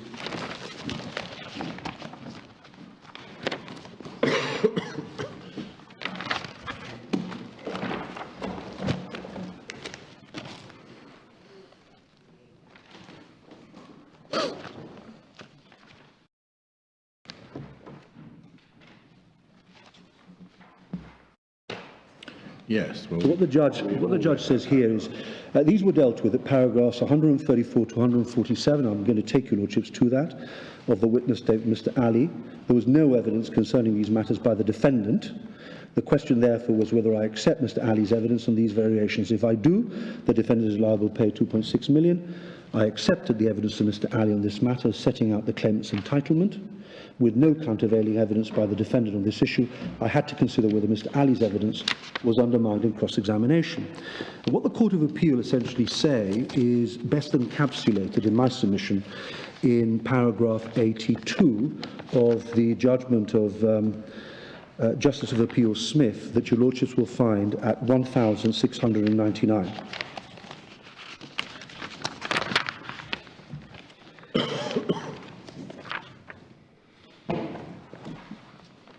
And what the Court of Appeal essentially is saying, at 82, the trial judge failed to consider the evidence of Mr. Newton, the main witness for the appellant, and failed to appreciate that Mr. Newton's evidence was directly relevant to the question of variations, specifically dealt with the variations, the subject of this part of the award. At 83, he says, the evidence of Mr. Newton was firstly that the respondent term variations were not in fact variations to the contract. According to Mr. Newton, this was work contemplated by the contract and for which the contract contained specific provisions for method of assessing what was due, the procedure being first the measurements of the work and then the application of the rates contained in the contract for a specific type of work. This, he says, was done, but Mr. Ali subsequently refused to accept the outcome. And we see that, if I may take your lordships to paragraph 16 of Mr. Newton's evidence, that's at page 724 of the record.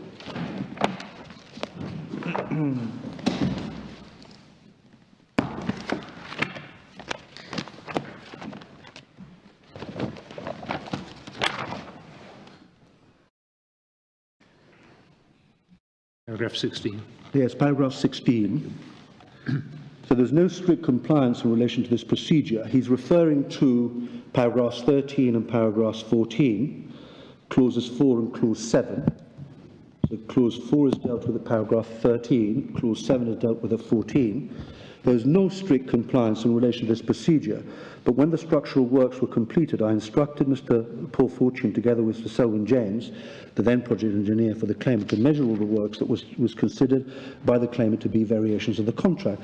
This exercise was carried out by both Mr. James and Mr. Fortune separately on or about the period October 2005. Both men came together and compared their individual measurements and came up with the same measurements. The said measurements were calculated using the rate sheet and was then produced in a document which is annexed to paragraph 9 2009 as PF1 and PF2 of the witness statement of Paul Fortune. And then he said Mr. Ali did not agree to these measurements or calculations. And then at 18, he says, ordinarily when the figures arrived after measurement, the claimant would submit a document indicating his acceptance of the measurement. This was not done in this case, although the project managers of the claimant and the defendant agreed on the measurements, and Mr. Ali refused to accept the measurements. Now, there's another point that I'll deal with by way of reply, but no doubt my learned friend will be making it, which is, well, there was an agreement in relation to the measurements, there was an agreement in relation to all this. Actually, the evidence is the contrary. The evidence was there was no agreement that was reached. But for now, what I want to take your lordships to is PF1 and PF2, and that appears at page 776 and 781. So that's PF1, and that's dated the 3rd of October 2005, and that's the one that's referred to as having been done by Mr. Fortune and Selwyn James. And then we have at page... What's the bottom line of PF1? What's the amount that is alleged to be owed? And which variations does it deal with?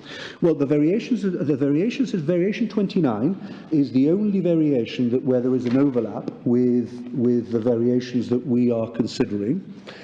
But your lordship will see over the page 20, variation 20, 21, 22, 24, 26. This, of course, was overtaken by the next one, which is at page 781. And this is...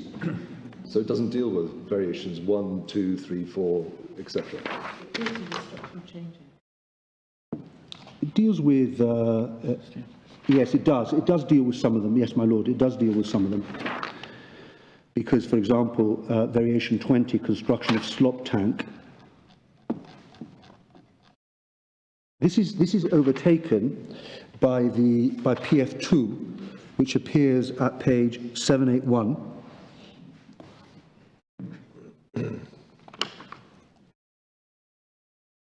What's the bottom line of PF1?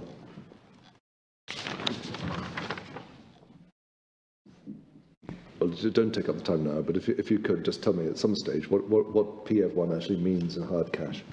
Yes. My lord, I can tell you very quickly because it will sort it out. So if you look at page 779, do you see the weight is 155,792 spot 96? And then that gets fed into PF2 calculations. So if you go to page 781, that's where PF2 starts. And you will see on page 783, second box from the bottom, the structural change out beyond 25% that's the 155 figure that we see in PF1, because these parties had agreed under the contract that A&A would be liable for a change up to 25%. So what happened was there was an agreed figure that then got fed into PF2. So you have to read these two together. Well, I'm grateful. So PF2 appears at page 781, and we know that this is 2 weeks after PF1. And the reason why we know that is because at transcript at electronic record 1033, Mr. Fortune is actually asked that question, and he says 2 weeks after PF1 was produced, PF2 is produced. So we're talking about October of 2005. Now, my lords, it's not that actually the judge ignores this evidence, because the judge actually deals with this in paragraph 22 of his judgment. Now, I invite your lordships to look at that. In effect, from recollection, it's Mr. Ali didn't agree with it, and the response to the letter of claim saying that Mr. Ali was owed $6 million might establish that he was entirely correct not to agree to it.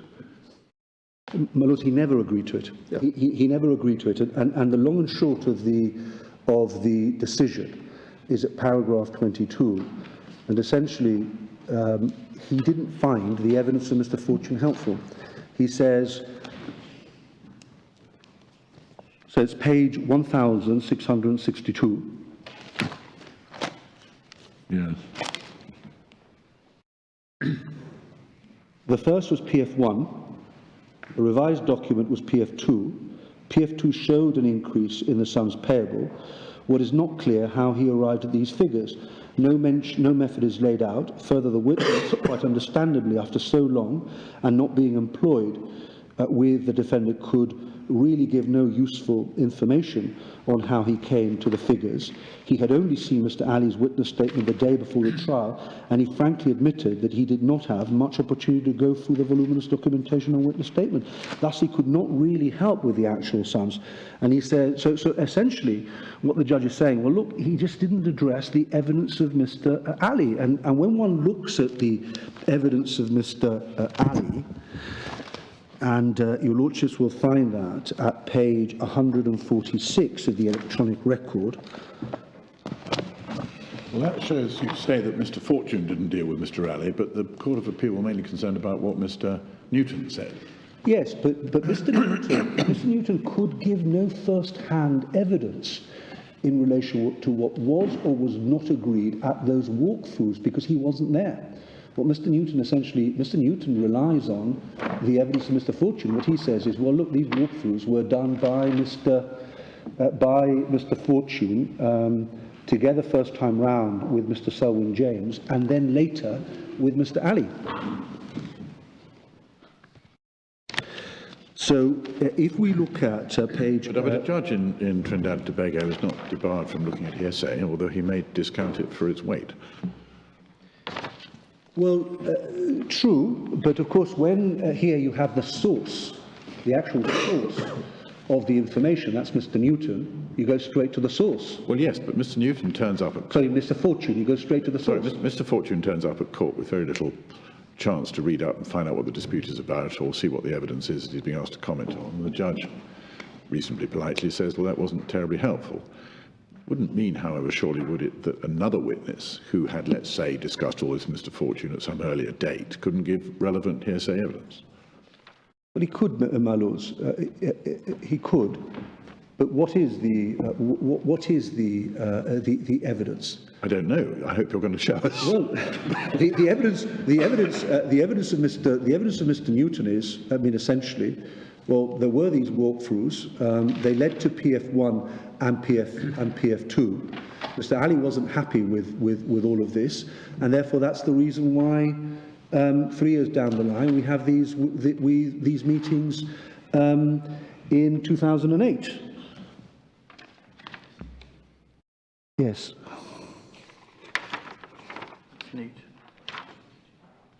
Yes, I'm going to take them to that, yes. So, but the starting point is Mr. Ali's witness statement. And if your Lordships look at electronic record, page 146, paragraph 134.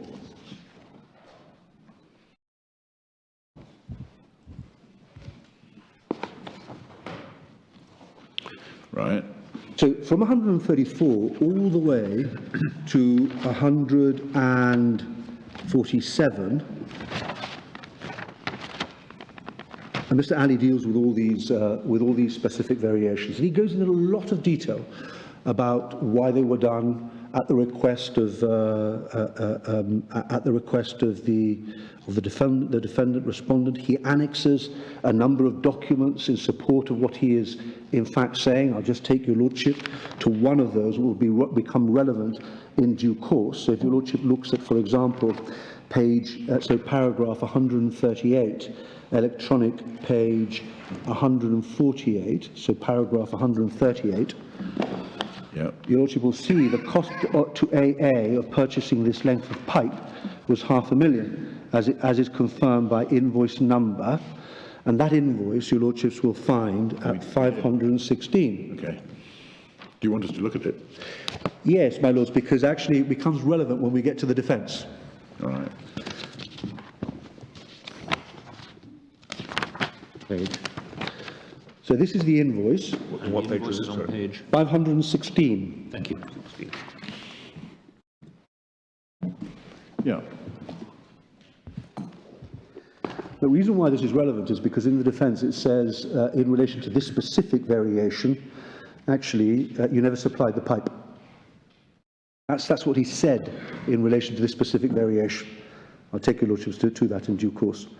But so he includes the actual invoice at 516. He is cross-examined very, very heavily, my lords, in relation to all of these items.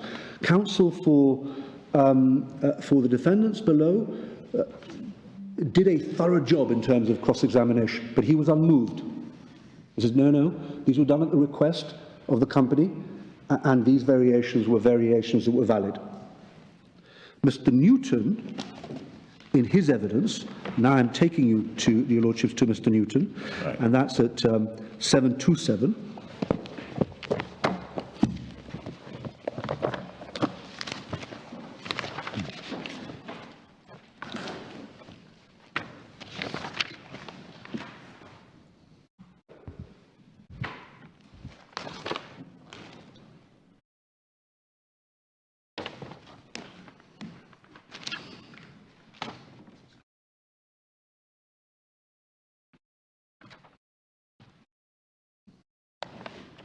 Essentially, I think it's paragraph 16, 17.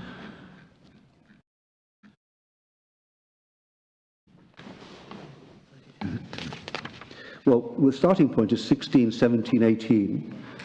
So he essentially refers to, I've taken your lordships to that. Then at 17, referring to PF1, Mr. Ali, the claimant, did not agree. Then at 18, the claimant would submit a document indicating his acceptance. This was not done in this case, although both project managers of the claimant and the defendant had agreed on the measurements, as Mr. Ali refused to accept the measurements by his project manager and engineer. And then at 24, 25,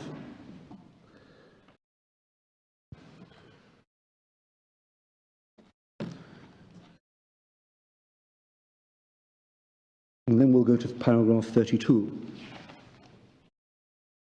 Is this about these variations? Yes, my lord. My understanding is that they're talking about these variations. But at 32, this is the way that he puts this case. At 32, the defendant has now adopted its strict legal position in that there was a breach of special procedure in relation to clause 4.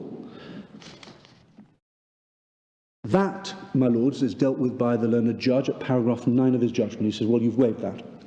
Then, since the claimant is insisting on the calculation at £19 per 30 per $19 spot 30 per pound, if, however, the court were to accept that, notwithstanding this blatant omission, the claimant should be compensated for the variations, I have again reviewed the entire matter and the claims of the claimant, and I have created the table showing the figures admitted by Petroleum should be the claims to be found to be variations by the court. The table set out below. And the variations are variations, these variations at 27A, so it's in the second table at 729, 27A to 28. And what is said about these specific variations is set out at page 99 of the electronic record, and it's the defence. I'd invite your lordships now to turn to that. Just before the evidence, is that the whole of his evidence on those variations? Because it appears to say that 3 of them were included in variation 17, and otherwise a nil figure is given. Yes.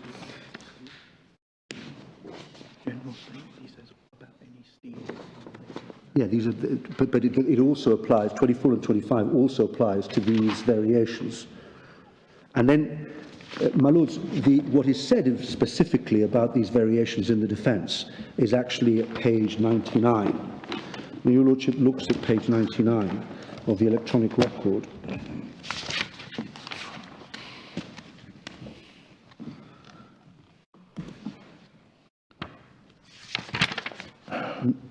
midway, the table midway down. That's 27A. Yes, installation of grating on slop tank deck. Well, that's... The defendant will contend.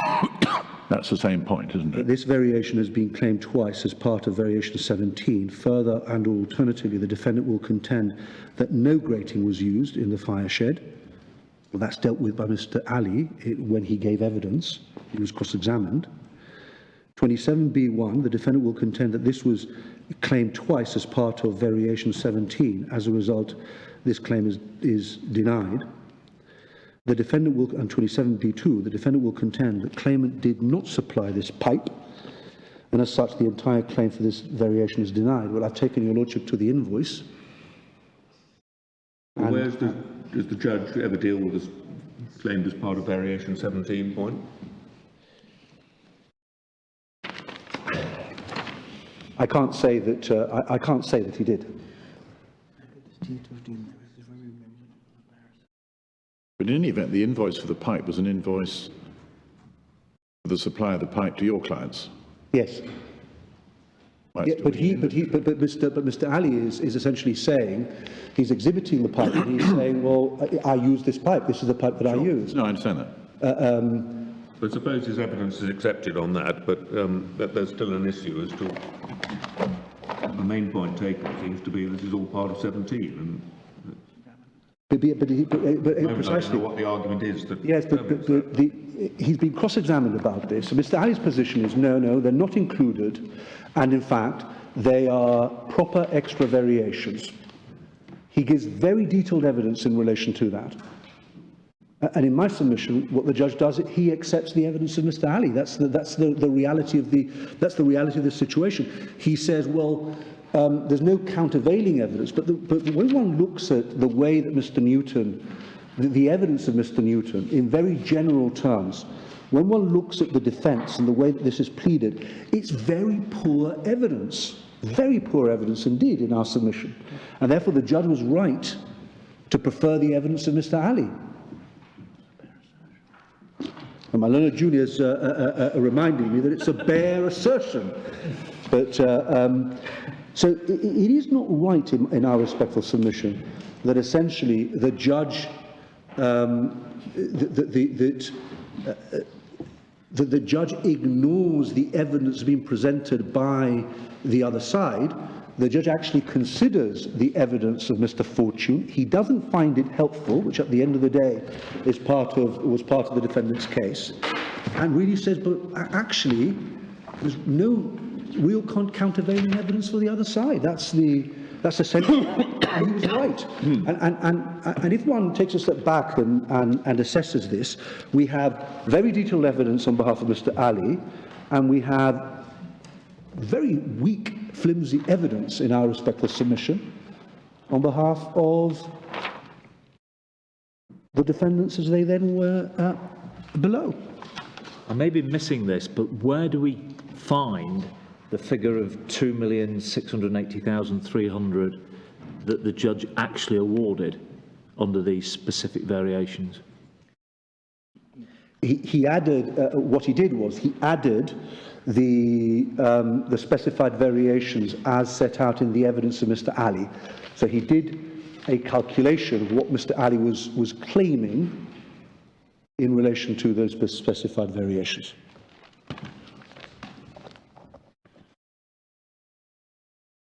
Right, we've got nothing more clear-cut than that.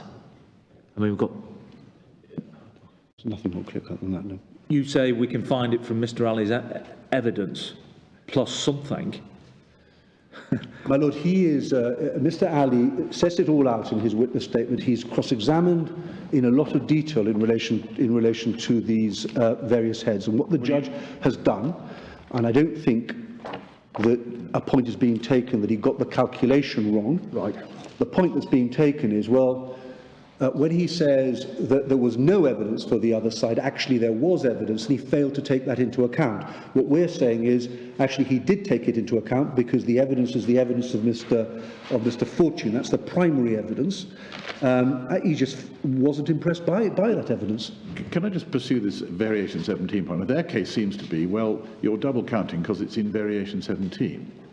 Now, if we go back to the original June 2008 letter, at page 49, variation 17 is in a not agreed table.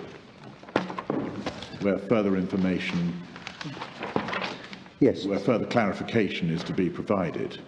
yes. Did variation 17 ever find its way into an as part of the judgment sum? It did, because what the judge, He awarded the amount proposed. he awarded the amount of Letter. 2.1. I mean, what the judge, essentially what the judge says is, look, there's agreement in relation to attachment 1. Yes, But which in is, relation to table 1, you admit that essentially is what you thought was due on those issues. Yeah. The point that I would make is that, of course, if the letter and the meetings are not without prejudice, then it's a proper evidential basis for the judge to no, have I relied on. understand that. I'm just seeking to run variation 17 into the ground, but you have done so for me. Thank you. It's somewhat confusing because it starts off in the letter of the 23rd of June as being 1.9 million. Yes. And it then goes up in the defence to 2.698 million. Because the reason for that, as I understand it, is because some of the variations that are set out in attachment 1 are then included in variation 17, when the other side essentially said, well, this is what we're prepared to pay you. There's not an exact match, of course. Your primary case is the judge was entitled to award 5.18 million on the basis of an agreed figure. Yes. That agreed figure included claims 6, 7, 8 and 9, which are now subsumed into claim variation 17. And so are you inviting the board to uphold the award of 5.18 million, but make it clear that they're not entitled to claim that again under variation 17? My Lord, yes. My understanding of the evidence is essentially that attachment 1 and the items included there are not included, obviously, in 17. What the judge essentially does is he says, well, you've agreed attachment 1, and the best evidence that I have in relation to a table or the items that are described in table 1 is what is set out there at 2.1 million. But I mean, there's no forensic examination by anybody, is there, either in evidence or in pleadings or in anything else, as to whether there is or is not an overlap between 17 My Lord, and no. the specific ones we're now talking about?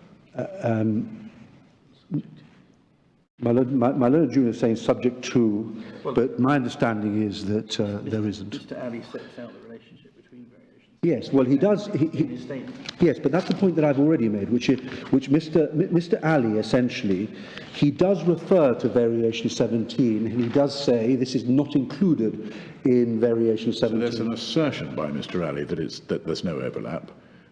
I suppose it's difficult to go further than say that. It's the person who says there's an overlap to prove the overlap. There is no expert evidence here, of course, essentially going through every single item and seeing whether there is an overlap.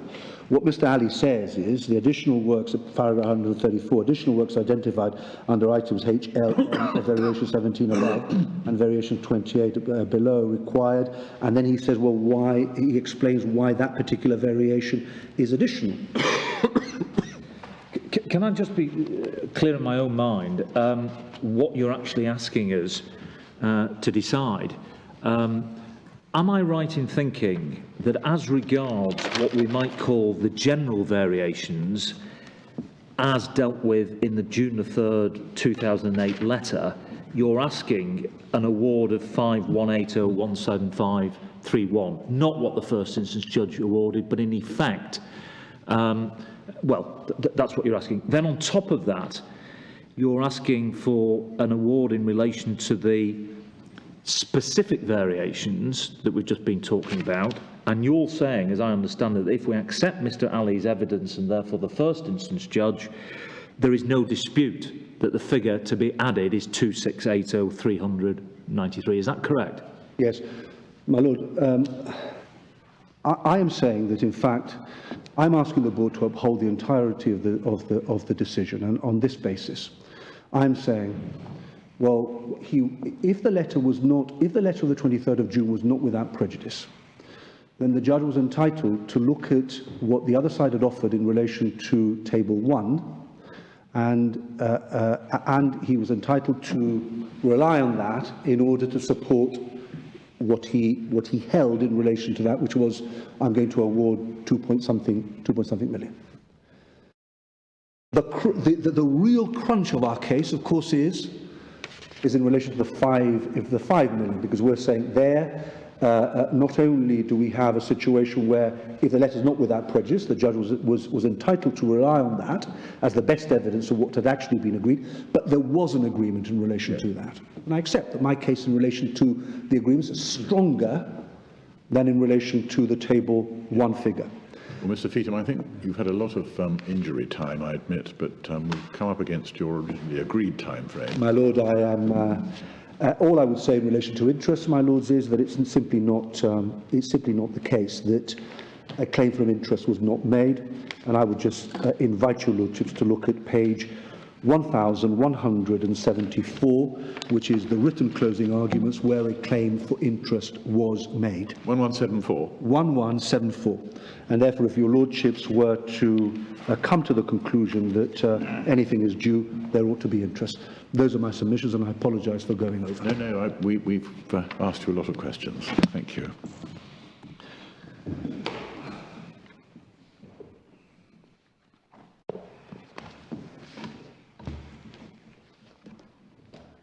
Yes, Ms. Day. My Lords, I want to stand back for a moment and ask you to consider this question. When you're considering variations in construction contracts, there are two basic questions to be considered, and they've become mixed in the judge's mind and mixed in the submissions. And the Court of Appeal was very clear that they needed to be separated out. And that is fundamentally what went wrong here. So when you're looking at variations, there will be two separate questions. The first is whether it is contractually a variation, and that is not a question turning on evidence. It's ultimately an issue of contractual construction.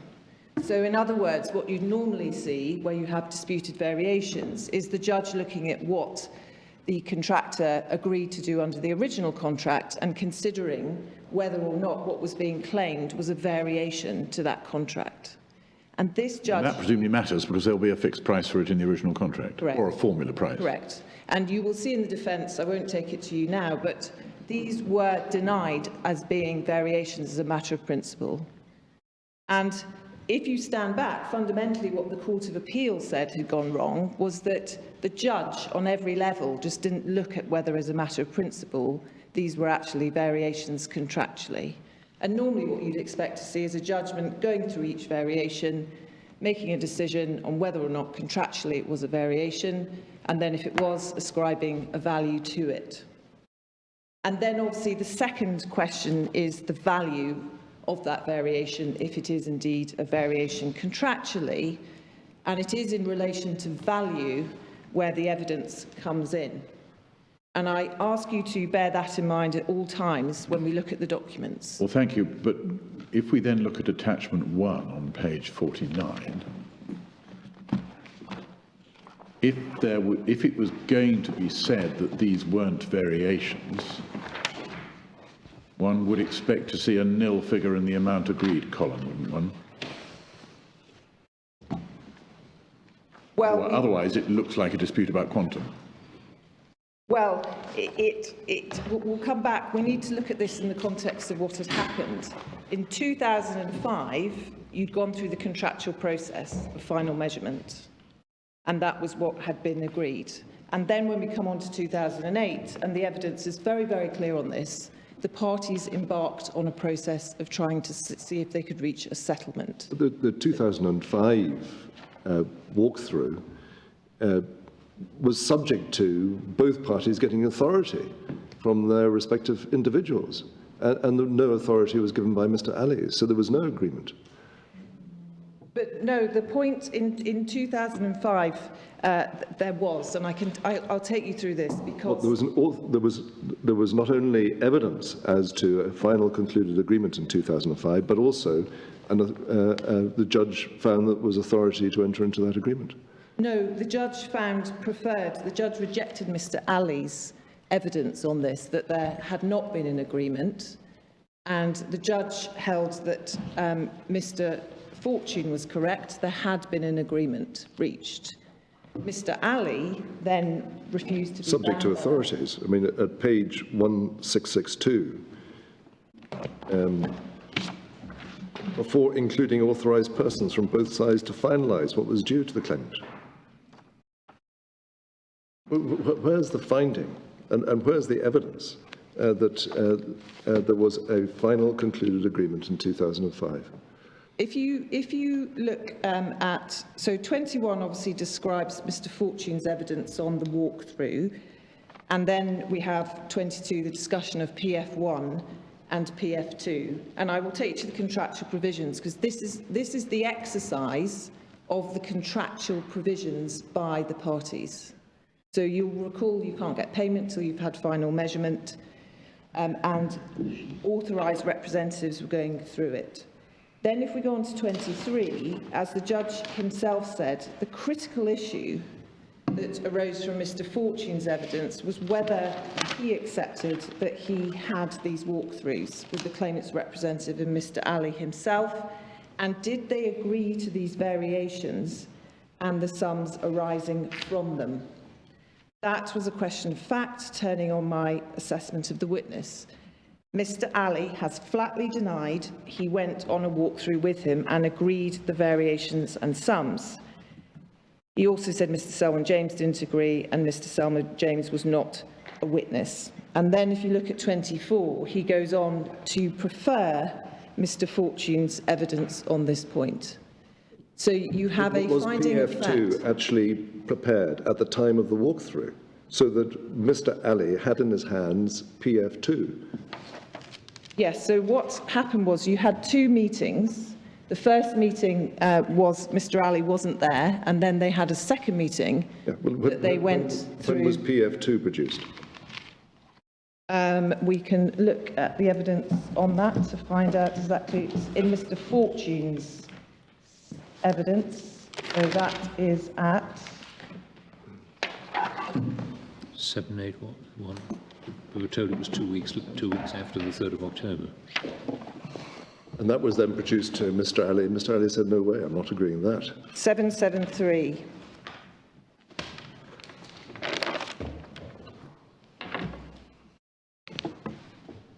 So 8 is the first walk round with Mr. James. And remember, my lord, that Mr. James is an authorised representative of the appellant. So whatever Mr. Ali says, he may be contractually bound by what his authorised representative agrees. And then after the measurements were taken and agreed, we see in paragraph 9, then the costs were calculated and that led to PF1. And then Mr. James agrees it. Paragraph 11, Mr. Ali doesn't agree it. 12, as a result of Mr. Ali's disagreement, I made subsequent arrangements with himself to conduct the exercise of measurement and calculation once more. This time, Mr. Ali himself was there. When the measurements were done, Mr. Ali agreed that we'd covered the extent of the total variation works and agreed with the measurement as Mr. James had done before him. And that is the evidence that the judge accepted in preference to Mr. Ali's evidence, and that is a finding of fact. There is no appeal from that, nor could there be, my lord.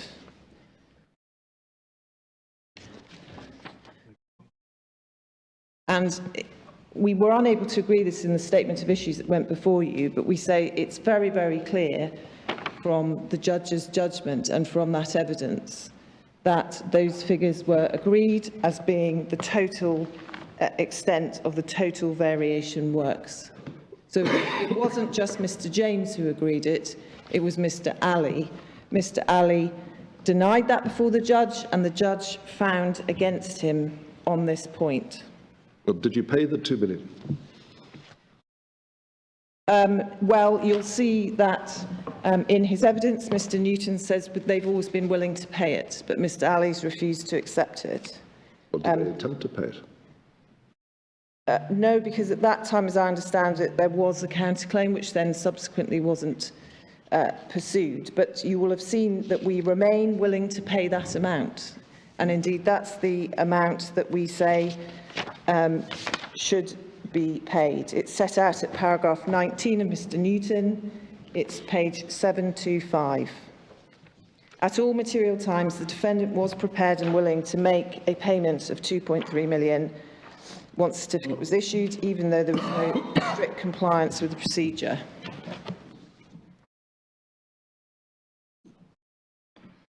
Sorry, what page was that? Electronic page? Sorry, that's electronic page 725. Paragraph? Paragraph 19. Have you correctly summarised the judge's finding in paragraph 24 when you dealt with my Lord's question? He says the question is, well, I'm looking at 23, whether I accept that he had these walkthroughs with the claimant's representative, and did they agree to these variations in the sums arising from them? Yeah. Then he goes through the fact that Mr. James wasn't called, and there was a flat denial from Mr. Alley. I'm inclined to prefer Mr. Fortune's evidence, but up to now he's said he's looked at Mr. Fortune's evidence at 22, where he says we didn't really understand how he got to the figures. Then he says in 24,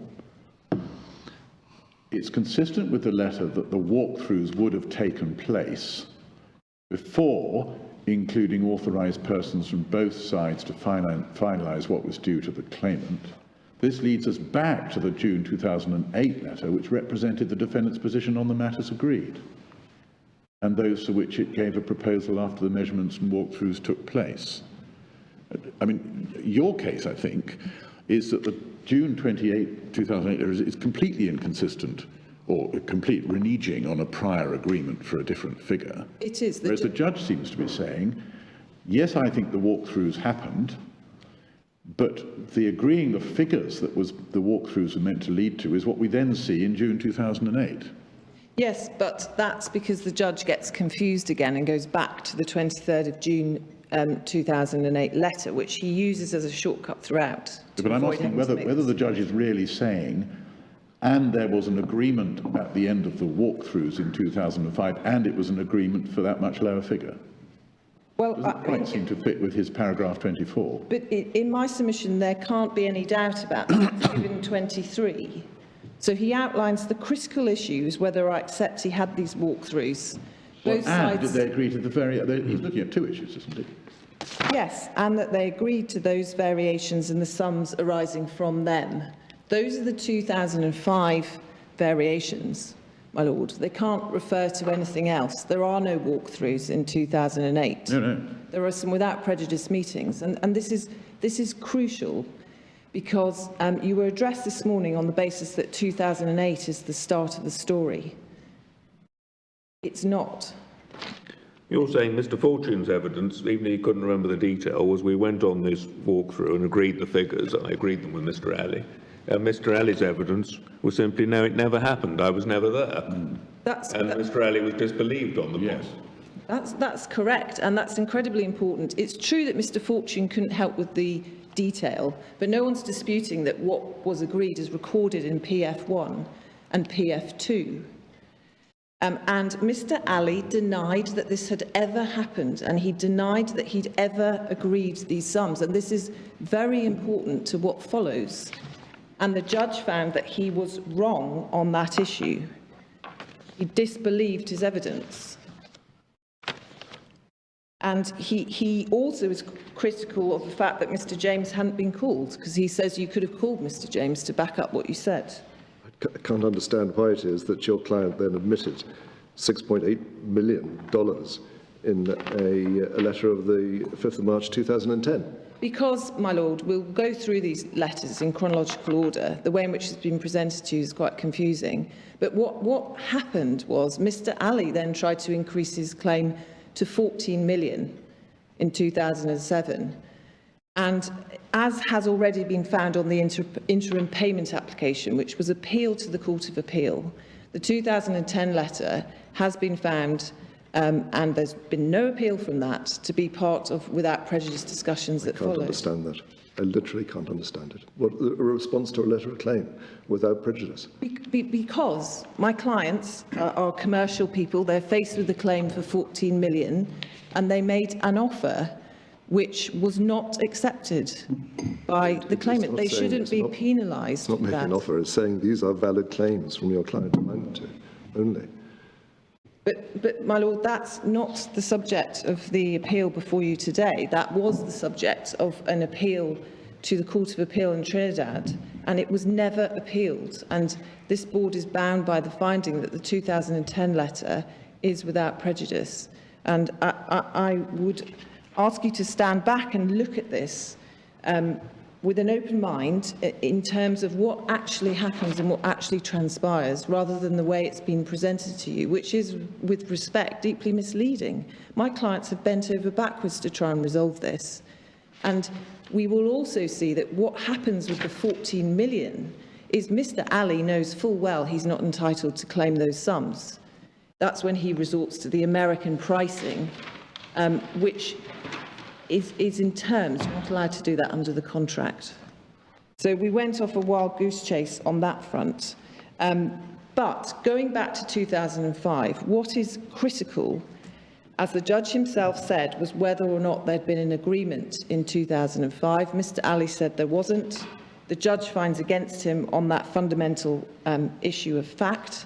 And so we start from the basis that there was an agreement in 2005. And that agreement was reached pursuant to the contractual mechanism.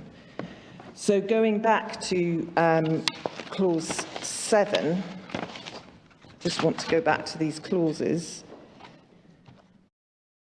It's 1669 of the electronic record is where it's set out in the Court of Appeal judgment. Yeah.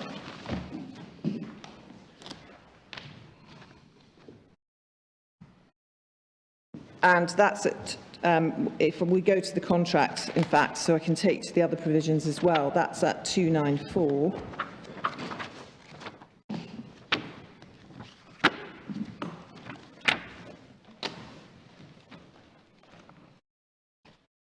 And important to note, halfway down clause 7, that what the parties are required to do is to agree the value of these variations, and then the amount thereof is to be added or deducted. So that's going back to my delineation between issues of principle, is there a variation, and issues of value.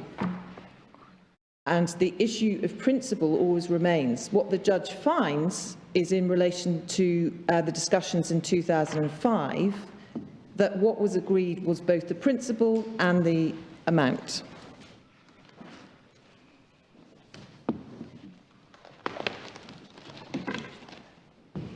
And then, obviously, once you have an agreement, if you go back to 293, you also get payment subject to final measurement unless otherwise specified. And this is very important, my lords, because you have to weigh and measure and work out what the true value of these variations is, whether there's any overlap, whether indeed they are actually variations at all. Can you just help me? When did the work on this contract cease? It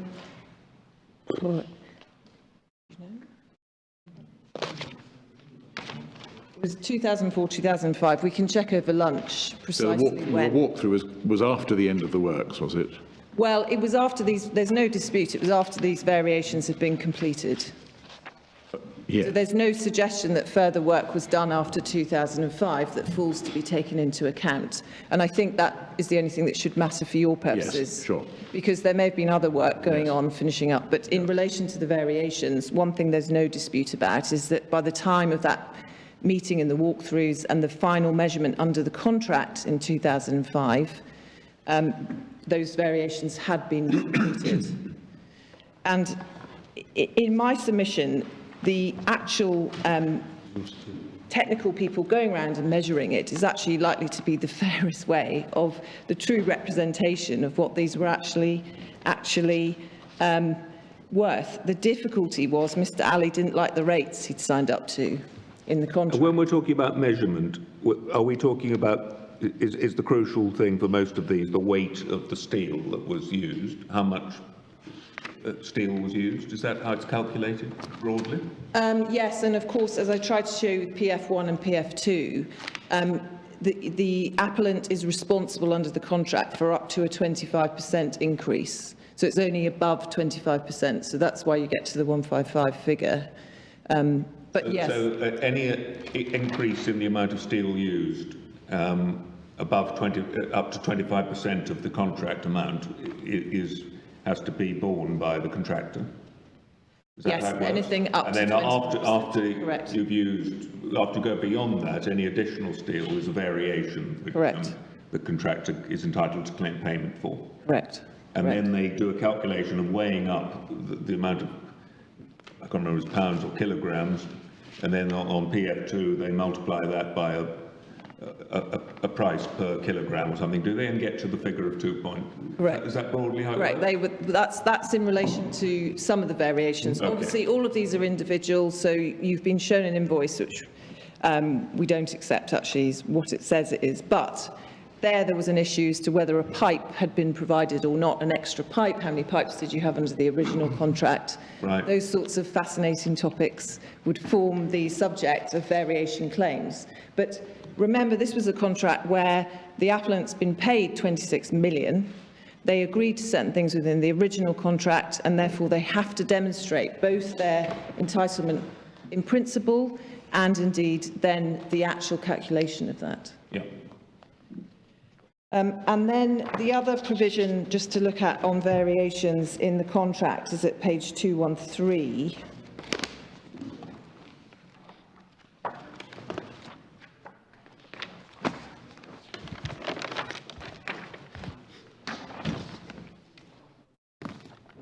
And it's paragraph 4 on that page. Sorry. Actually, I just go to 213 to see at the bottom the heading variations. And then if you go over to page 214, Yes. paragraph 4, again, the obligation for the bidder, so the contractor, to set out in writing a claim. And if you look halfway down paragraph 4, and this is very important, the amount to be added or deducted from the contract price shall be determined in accordance with the rates specified in the schedule of prices, if applicable. Where rates are not contained, then the amount shall be such sum as in all the circumstances is reasonable. And we have that schedule. And what happens here in broad terms, my lord, standing back from the detail, is that Mr. Ali doesn't like those schedule of rates, so the schedule of prices. So the parties start off talking about the schedule of prices, and then he seeks to go and use a different steel measurement, the American steel measurement rates, and that's what bumps his claim up to 14 million. And one of the things that I ask you to bear in mind is even on the appellant's case, they ask you to focus on what happened in 2008. They want you to forget that Mr. Ali himself rejected any agreement reached in 2008 and put forward a higher claim. But he can't do that and at the same time say, well, actually, now I want to go back to an agreement. Even if there was an agreement which wasn't within the confines of without prejudice, he elected to abandon that agreement and push for more.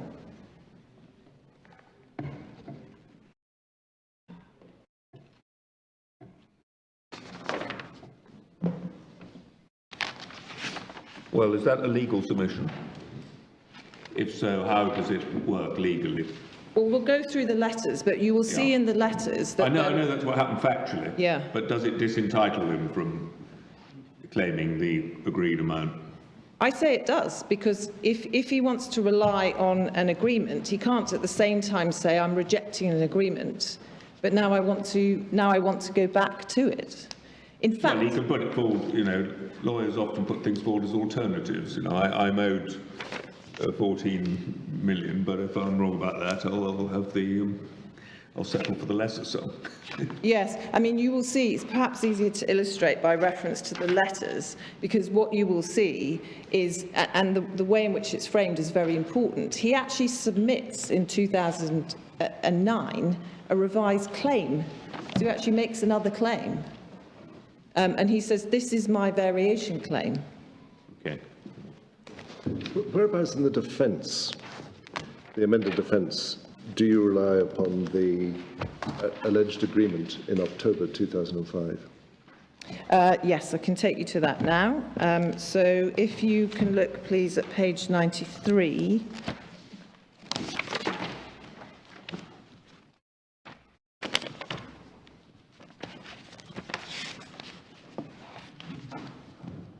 And it's paragraphs 5 and 6 that set out our case. And I appreciate this is confusing for the board, because the appellant runs this case as if 2005 never happened. The Annex A is where? Because I think I tried to find that, and Yeah. legible. Yeah, so we submitted yesterday a legible copy, which you will find, my lord, at page, Of the new bundle. the new bundle, 1770 through to 1772. That hasn't come to us. No.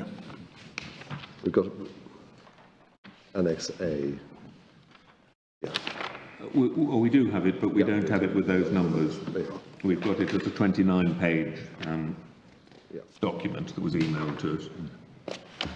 Does that then end on 1769, my lords? No, it ends on 1772. Okay, And you've given us a number of 1770, 70. so it's page 27 of the clip. Yeah, apologies, I don't have the, does it have at the top in bold, breakdown of additional works Yes, done by yes. contractor? Yes. That's it. And you that will- is PF2, is it? You will recognise it, yes. That is PF2. So from the moment this defence was filed, it's been very, very clear what our case is. And as I say, I appreciate it's confusing for the board because of the way in which this appeal is run. The appellant says, I'll deal with it in reply. That's not open to them, and they should have dealt with this in both their submissions to you in writing and today. But this is PF2, and this is what the judge found was agreed. I appreciate the judge then goes on to say that's the same as the 2008 letter. He's obviously wrong on that. With the greatest respect to the judge, what we can see from the Court of Appeal judgment is he just went wildly wrong here. And in my submission, what he was doing really was using the June 2008 letter as a shortcut to not have to go through each item and make proper decisions on it as he should have done. Well, you say there was a much easier shortcut that he should have taken. Yes, that's correct. That's correct. That's correct. Yeah. So anyway, so this is PF2. Yeah. It will help us to know when we resume, we're going to adjourn now, whether it's agreed that Annex A is in fact PF2. I think that's correct. Don't do it now, but it will help us to know before we go any further. But come to the same number, so it seems Yes, I plausible. think it might be. Thank you. We'll resume at 2 o'clock.